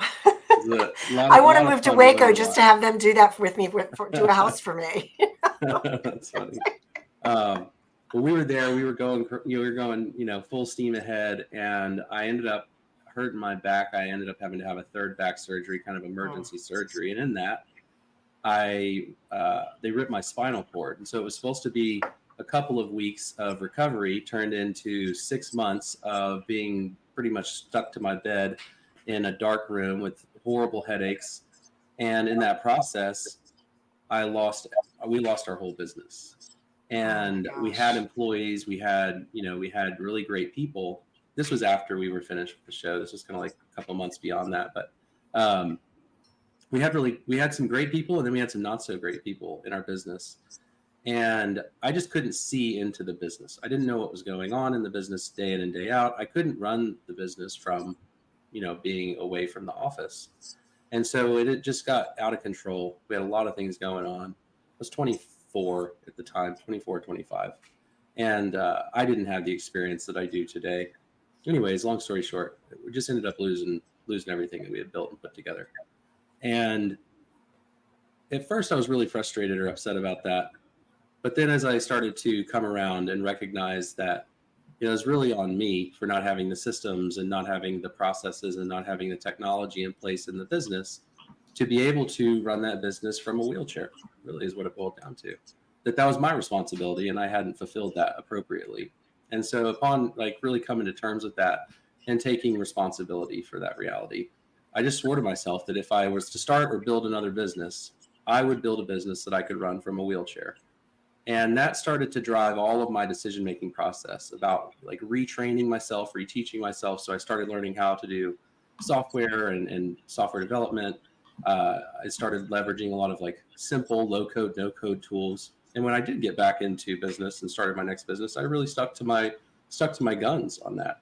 I built a new restoration business in the insurance space at the time, from a totally different city than where the business was operating. I did everything from my computer. And I worked very hard to leverage technology and to be a tech-enabled service business. And that allowed me to grow and scale that business pretty effectively and aggressively in about 3 years, and then successfully exit that company. And as I did that, I started getting all kinds of questions and requests for help and from other businesses that wanted to use technology to simplify and streamline their businesses. And I was very passionate about that process and what goes into doing that. And so I ended up starting technology businesses that are focused on helping other small business owners or medium-sized business owners go from being the type of company that I was, a low tech or no tech service type business or even product businesses. We kind of branched into a lot of different sectors now, and really help them understand the path of going from how you operate day in and day out to how you're going to need to operate in a tech-enabled business. And so that's what we do at Teched Out Pros now is, we have people that come to our business. They ask us for, a lot of them come and say, I want to automate my business, or I want to put AI in my business. And what I often think about is well, why? Right? I always start with why do you want to do that? What is it that's driving you to do that? What's the pain or what's the problem that's pushing you in that direction? Because there's a lot of different reasons that people come to us for help for those reasons, for tech help. So what? Yeah, I was just going to say, I would imagine that there's an influx, an unlimited amount of potential customers for you, because there's still so many, especially the, older generations, right? Definitely. Not everybody has needed to use a computer for the work that they do. Now it's That's almost true. becoming, you almost have to have a computer. Yeah. So to add on to what you just said, just curious, what is, from a small business perspective, what is the hardest thing for businesses to solve when they say, hey, we want to implement AI or implement tech in our company? Usually it's being really clear on what it is that they're trying to accomplish. A lot of times you have an idea that like technology is going to take some pain in your business away. Like you just show up and somebody puts tech in your business, pizzazz.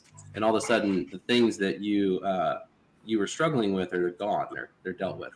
And the truth is a lot of times the early stages of getting technology into your business are some of the most painful. And it's because you came with a problem that you weren't solving beforehand. And technology won't just show up and magically fix that. And so a lot of times we have to spend time with the business owners and their teams, deconstructing what the real issues are at play that they want to solve, and then crafting a strategy that's effective at helping them fix those problems internally, that already exist. And then we teach them how we're going to apply technology to make those problems not show back up again. And that's, I'd say, usually like one of the more painful, like hard parts of getting a company from, where they are to starting to make progress. So a follow-up, I guess. So once the problem has been identified, let me ask you, I guess, a same question in a different way here. What solutions or what AI tech do you recommend most for a small business, maybe when it comes to marketing? Because there's a lot of options out there. We heard from Aoife, who had Ask ROI, and you threw out Byword, you threw out an earlier thing, WordTune. There's a ton of different like SEO bots, chat bots. You have so many different avenues you could go, so many different softwares. What software do you recommend for marketing and customer engagement, and maybe even more? I'm not sure what I'm trying to ask there, but I'm looking for some insight as far as a small business to help solve that solution, or that problem rather. I always find that there's two types of businesses. There's businesses that have started to solve or have somewhat solved the problem of getting leads in the door of their business. And then there's businesses that are still like paddling against the current, trying to figure out how to get leads and get opportunities flowing into their business. And usually the ones that have solved getting some level of new opportunity flow into their business are using one or usually a myriad of different softwares. And I find that it's really difficult to get everybody on in one place. Like when you think about marketing and sales, it's a really very connected, very intertwined process. So I'm a huge fan of CRMs that allow you to connect and bolt on a lot of different tools, because either they already have some that they're really ingrained with, and you don't want to take them out of those because that can cause a big uproar. So I like HubSpot's really great, pretty expensive, but really good. I really love Go High Level. That's a really strong platform. We use that platform for a lot of businesses. We've built our own version of it. It's got a lot of extras and pre-built aspects of it that kind of make it if you were to just go buy it out of the box, enjoy running up that hill. Trust me, it's not as easy as it looks. But we kind of streamlined that and give people a setup ready to roll version of that. But it's a really powerful platform. It connects with other platforms pretty well. And then there's a bunch of other, Zoho. If you're a medium-sized business and you're trying to solve for more than just marketing and sales, and you don't have a really strong ERP type, system, then Zoho's really powerful, kind of a pain, but worth it once you get it done. And then you can get into like, maybe people need some custom stuff, but like as like an out of the box, simple system, really any CRM is better than none. So you can start there. If you don't have one, then go anywhere, go to monday.com, go to, get a template out of Airtable. There's a bunch of CRMs. I like to joke about the fact that like everybody's got a CRM now. But the idea for me a lot of times is, do they know what they're doing to get those opportunities in the door? And if they don't, before you worry about a CRM, you need to worry about whether or not you have a plan to put someone in the CRM, right?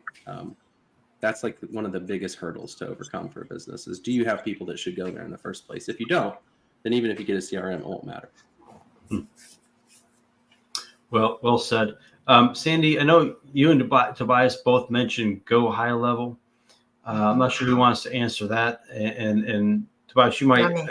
Okay. So Tobias, you might want to explain what go high level is. And you said you add bolt-on applications, or what is the difference between what you have and what go high level is, and explain that a little bit more. Zoho I've heard of, I've used it. We've used it for our email campaigns in the past and different things. So I'm familiar with that.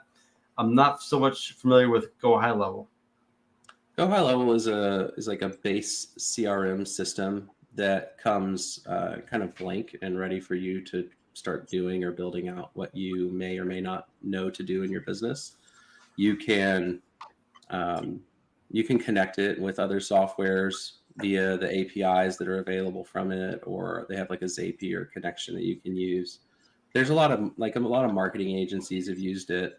I would say it's really geared more towards companies that like provide services to small businesses. We've seen some small businesses that maybe have somebody that's like semi-tech enabled or is maybe very tech enabled, and they can kind of go and try and build it out themselves. In our experience, we end up getting their request for help like midway through their journey as they realize it was a lot more work than they thought. We have some people that will come who have like done a lot of research, and they'll see that we use go high level as like a big base of our main system that we build for people, and they'll say, oh, this is just go high level. I'm like, by all means, go have some fun.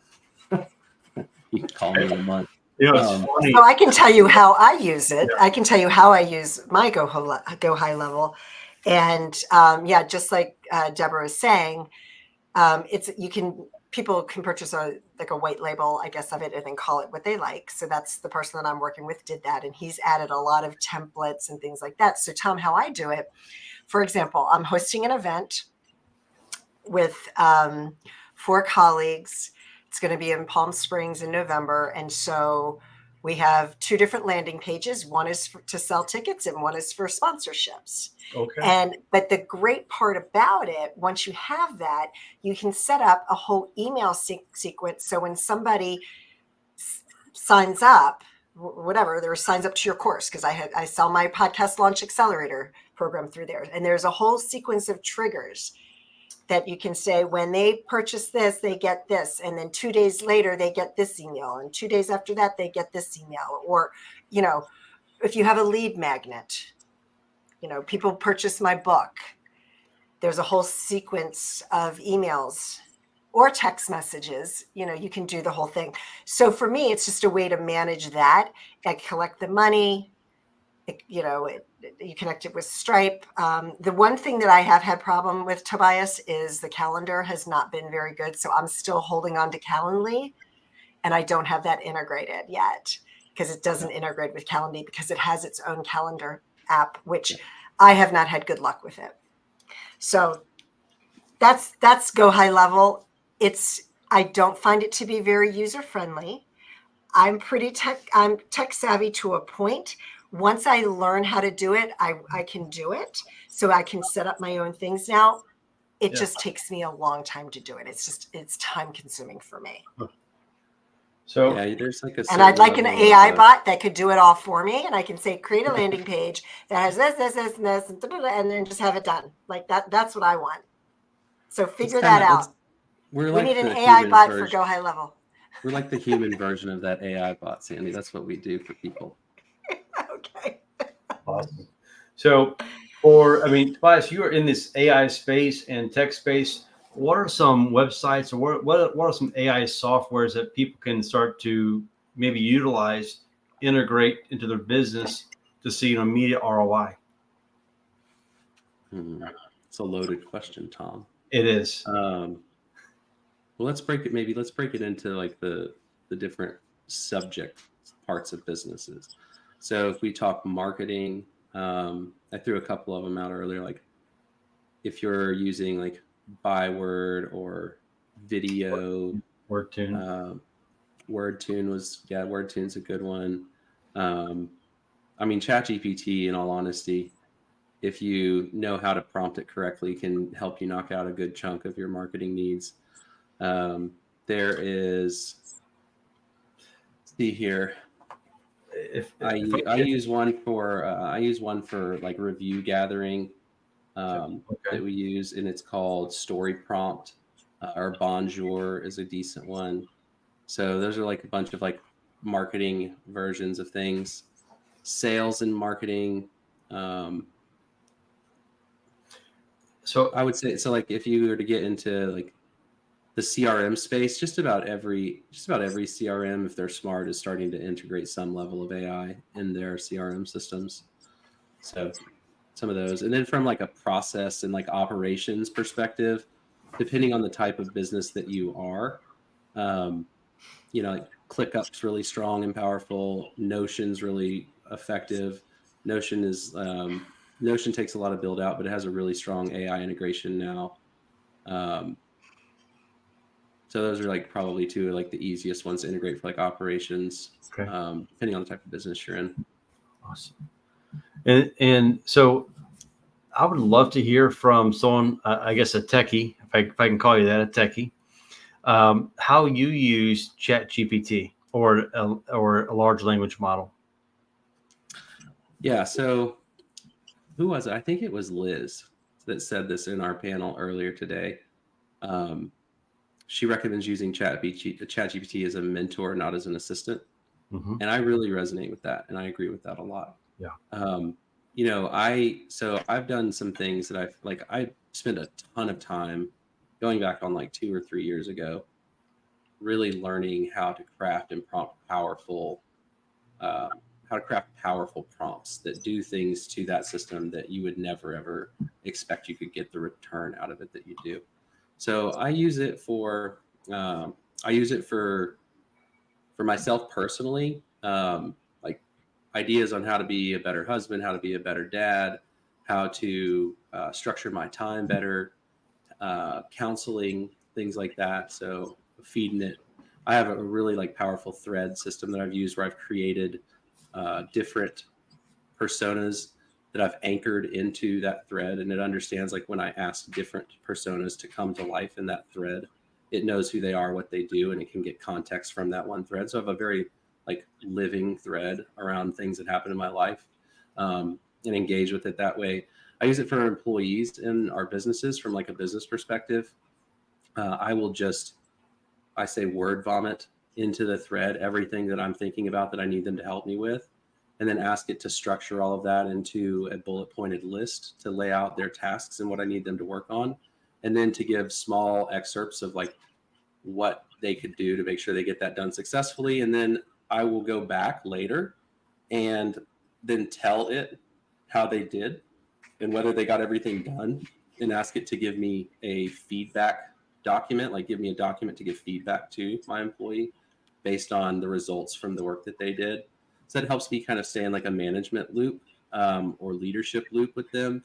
And then I can go back to that same thread, say like at the end of the month, and ask it for key points that I should bring up in our monthly one-on-ones and things like that. I can keep going if you want, but I use it for quite a bit, but mainly like things to optimize my day-to-day. So if I heard you right, you get your phone out or your microphone on your laptop, and you'll just start talking and say, hey, organize this for me. And it'll come up with your bulleted points, and that's what you send over. Yeah, that's right. Interesting. We had a question concerning, or I guess around ChatGPT do you create separate GPT personas? I do that, but in the context of what I was saying a minute ago, there's a way to create personas inside of individual threads or individual GPTs that you can call to life. So you can anchor these different personas or different modalities that it's going to operate from inside of a GPT or inside of a thread. And then, depending on how you build that or name that, you can call that persona up to kind of like up to the plate at different points and times during your prompting or during your work progress in that thread. Could you give us an example of that? Yeah. I mean, so like, for instance, I have one that's like a negotiation thread that I use, and I have it's like I have a couple different. I have an attorney persona that is a business attorney. I have one that's based off of Chris Voss, who is more of like an expert in negotiation. I have one that's built off of myself personally and like my point of view on what makes a good deal and like what is a fair and good deal for two people negotiating over a deal. And whenever I go to that GPT, I can lay out like, hey, here's the structure of the deal that I'm working on. Here's what I'm thinking about.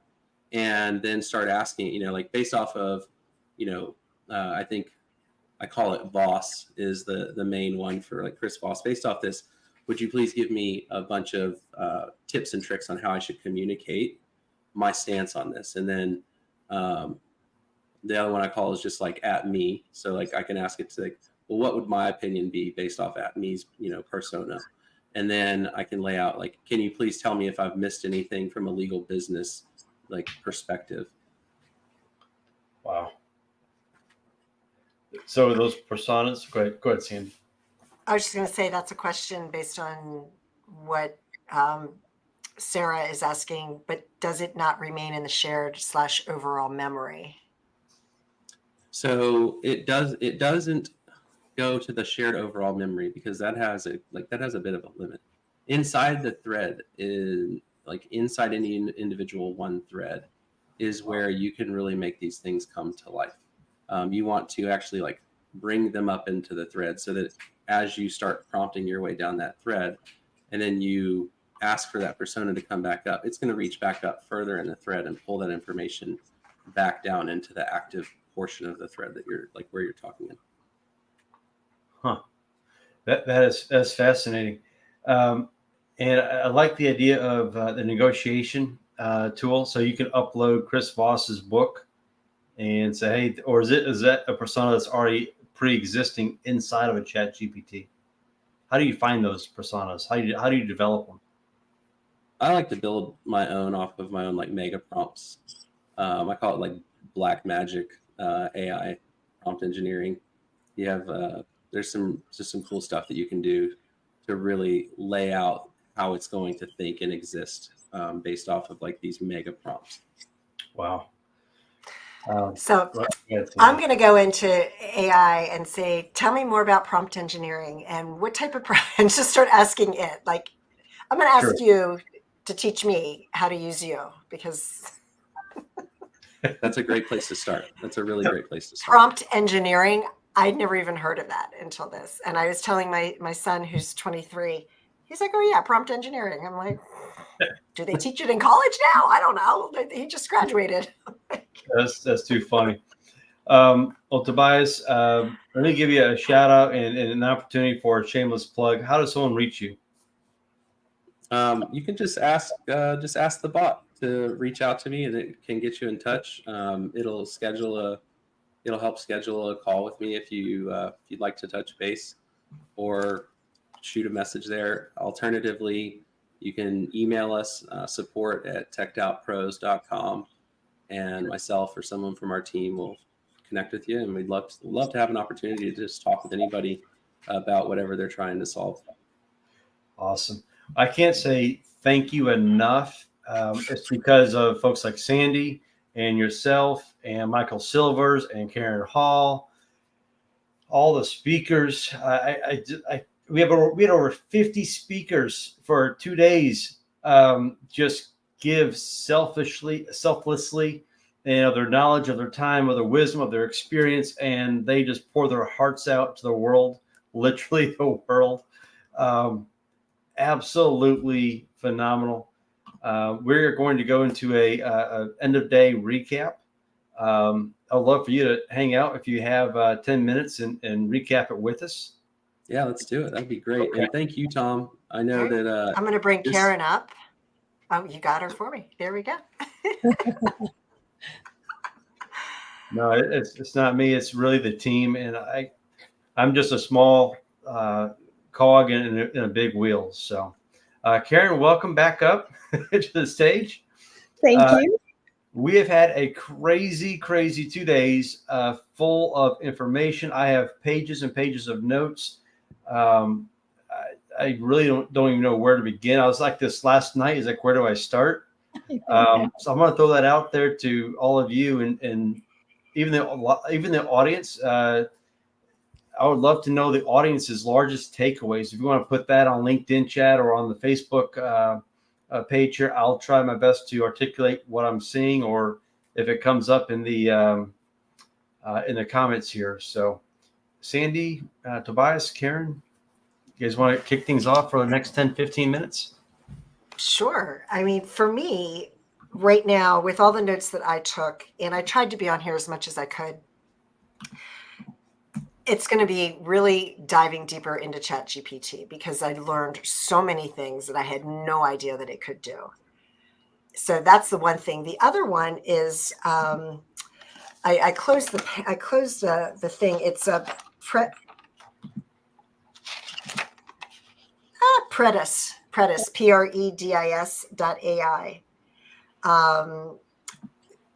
We had a woman on yesterday that was, she goes, it's kind of like Canva married ChatGPT. So I'm looking into that, and they have a free version that I'm going to try out. So for me, it's really just right now those two things, because, you know, I already have a service for my podcast, and I am thinking about, now that because I've been using the service for 18 months, and I'm like, you know, we didn't talk very much about podcasting AI, right? You know, except a little bit on the podcasting panel. I'm guessing there's probably other services out there. So yeah, I think I'm going to start looking into that, just because it's been, you know, 18 months later since I started using that service. There may be something that does a little bit more for less. I mean, I don't know. But yeah, my big focus is just mastering ChatGPT, if there is such a thing as mastering it, right?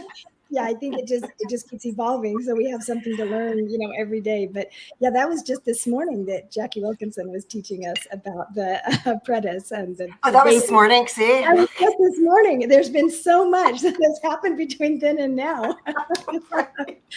I thought the same thing. I thought, oh my goodness, that just is so exciting to me to think about how I could do the graphics. And somebody had asked, I can't remember who it was, you know, which we had one button to push to send it out to everything, because some of them only go to like your business pages, but not your profile. And so, you know, sometimes it's hard to get it to actually go everywhere. And I read that Predis does that. So I'm like, I don't know if it meant the same thing that I meant when it goes everywhere.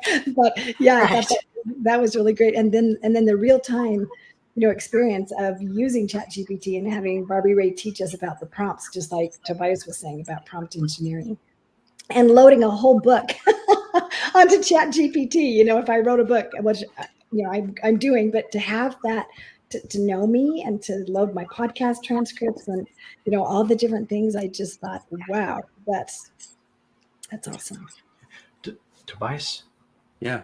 You know, when I think back to the last 2 days, my biggest takeaway is like the feeling of excitement that comes from having a group of people that are passionate about something new, like the energy that brings.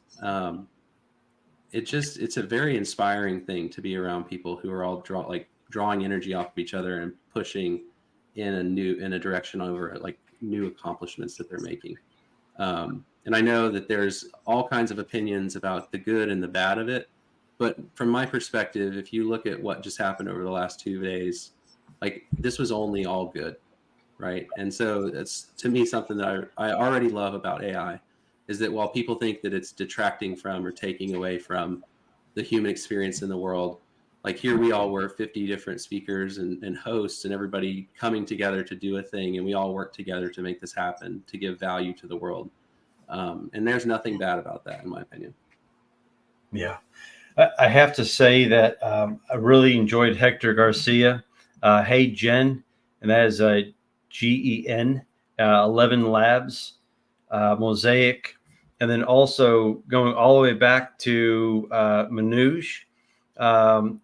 3 reasons why someone would implement AI in their business is to save time, save money, or new opportunities.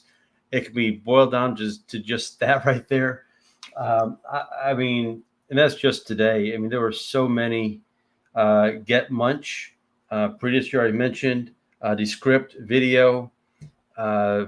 We talked about the barriers to entry, different price points. I mean, the brand voice. I think that was IFA. In fact, only 30% are using ChatGPT. Only 3% of businesses actually are using it or have implemented AI. It just tells you how much further we have to go as a small business. And I think that was a stat just for the US. But if the US is there, I wonder about globally if the rest of the world's keeping up or if we're behind. I think we're just now starting to hit on the hockey stick effect where we've been building AI for decades and we're getting ready to skyrocket. I think Manoj said the AI is going to contribute between 10 to $100 trillion in the next 6 years. Unbelievable. Yeah. Wow. Yeah. And I thought it was it. Oh, go ahead, Debbie.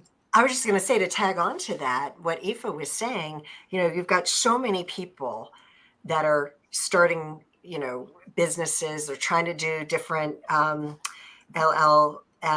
They're trying to incorporate how, and I think it comes down to, how can I make the most money out of this? How can I ride this gravy train right now? Well, I'm here to say it, folks. There's no get rich quick. You may make a little bit of money, but that's not what this is. You have to be responsible about it, and make sure when you're and this was what I wanted to get at, that Aoife was saying, when you are subscribing to a service, make sure you see what it is that they're doing, because a lot of times they're saying that they're going to do this and they're not really doing it. Insist on a demo. You want to be very careful and do your due diligence, because there's going to be a lot of people out there that are just trying to get rich. And they can take your money and you never see them again, especially if they're not in the United States. Because remember, if you're working with people in other countries, there's not a lot of ramifications that we have. Right. That's absolutely right. And yeah. I appreciated when Aoife said, she recommended askroi.com, because we do want to get a return on our investment. And I thought, wow, I got to go check that out. I mean, Aoife had so many things, and the private LLM, so that we could protect our intellectual property and protect confidentiality. There were just so many. She dropped so many nuggets, in that conversation. And Tobias, you dropped so many nuggets. I mean, Byword and WordTune, and we talked about somebody. I can't remember who it was that mentioned, but somebody mentioned ranked AI. And yeah, Tom, I have a list of all the things that I need to go learn about. I know that Nick. Go ahead, Tobias. I want to tag on to both of y'all's comments there, because in meetings in our team internally, I always tell our team, hey, people come and they say, I want you to help me bring technology and integrate AI into our business. And I said, don't ever get confused, that what they're really telling us is that they would like us to help solve business problems that make them more money. Right. And you talked about ROI, little shameless plug. We have a 90-day ROI guarantee. If you don't get a return on the investment in 90 days, we'll keep working for you for free until you do. Because we know that if you show up and you're coming and paying us money, your goal is to get that money back and continue to make more money. And so we gauge our success off of your success, because at the end of the day, it's scary to come in and drop a bunch of money on something and not know if somebody's really going to have your back to get the result that you want, if they're just going to give you a thing, if you're just going to buy a bot. You don't really know if that's going to get you what you want. A lot of people are there, they're trying to solve a problem. They want somebody to help them solve that problem efficiently. Ooh, Tobias, that's amazing. I guarantee to see the results. Oh my goodness, that is like, music to our ears. Yeah, that is pretty cool. That is awesome. And then I also have to do a plug that next week on the 27th at 6 p.m. Pacific time, 8 p.m. Central, and 9 p.m. Eastern. We're going to be doing a mastermind with the LA Tribune, and we're going to have phenomenal, just highly intelligent people like Tobias on there answering questions about AI, doing masterminds. How do you implement AI into your business? How do you do it effectively? And then for the next 30 days, assuming you have opted into the bot, we'll be pushing out for every one time a day for 30 days, tips, tricks, all some great things and information, how you can leverage up your business using artificial intelligence. And so I think that's really adding some value there and helping people, because this past 2 days, we've had so much knowledge, so much information packed in 2 days. You can't absorb it all. Right. Really, you just can't. So by spreading that out over 30 days, it helps you absorb that information. And just to reiterate, next week on the 27th, and that is next Thursday at 9 p.m. Eastern, 6 p.m. Pacific, depending on where you are on the coast, East Coast, West Coast.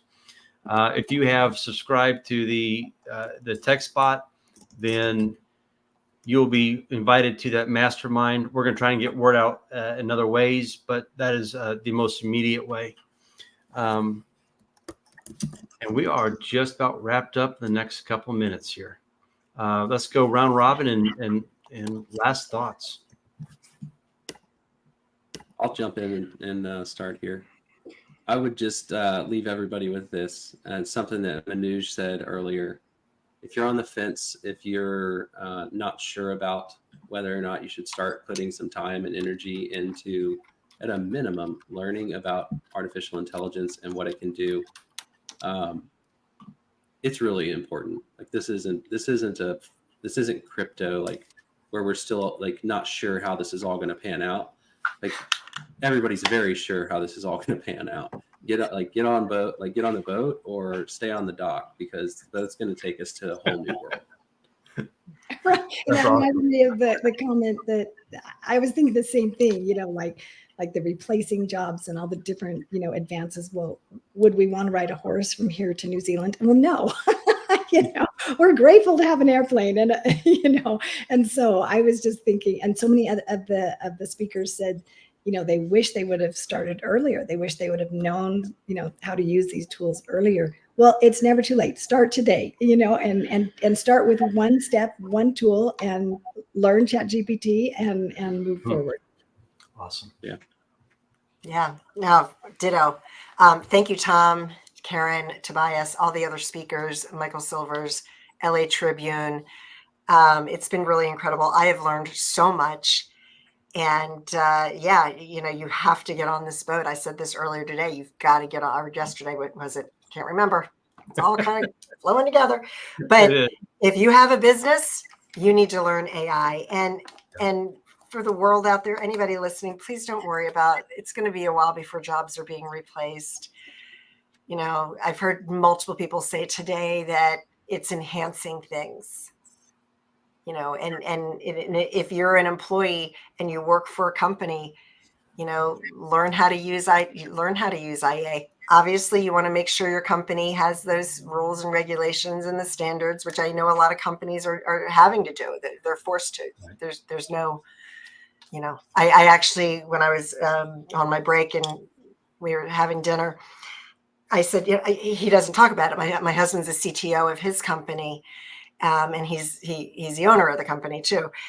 And he goes, oh yeah, it's brought up every month. We talk about it every month of what do we need to do, because he's a federal contractor. And so like when you're working for the government, that's a whole nother, you could lose your contracts if you're putting stuff into OpenAI. So, but yeah, this has been great. And I'm excited. The companies that we help end up hiring more people. Like I've not seen a single moment in time where, unless somebody should have been replaced, anyone's ever been replaced. They're hiring more people. They're getting busier. Like they have more work to do that needs people. And so I don't ever see that as the reality right now. That is encouraging to hear. I think we should end on that note. So I have to say thank you to all of our sponsors. That is the LA Tribune Podcast Network, LA Tribune Women's Journal, MyMentorHQ.co, an online education platform. And of course, Tobias's Teched Out Pros, techedoutpros.com. Thank you, Tobias. Thank you, Sandy. Thank you all so much. Thank you, Tom, Sandy, Karen. You'll have a great night. Thank y'all. Thank you.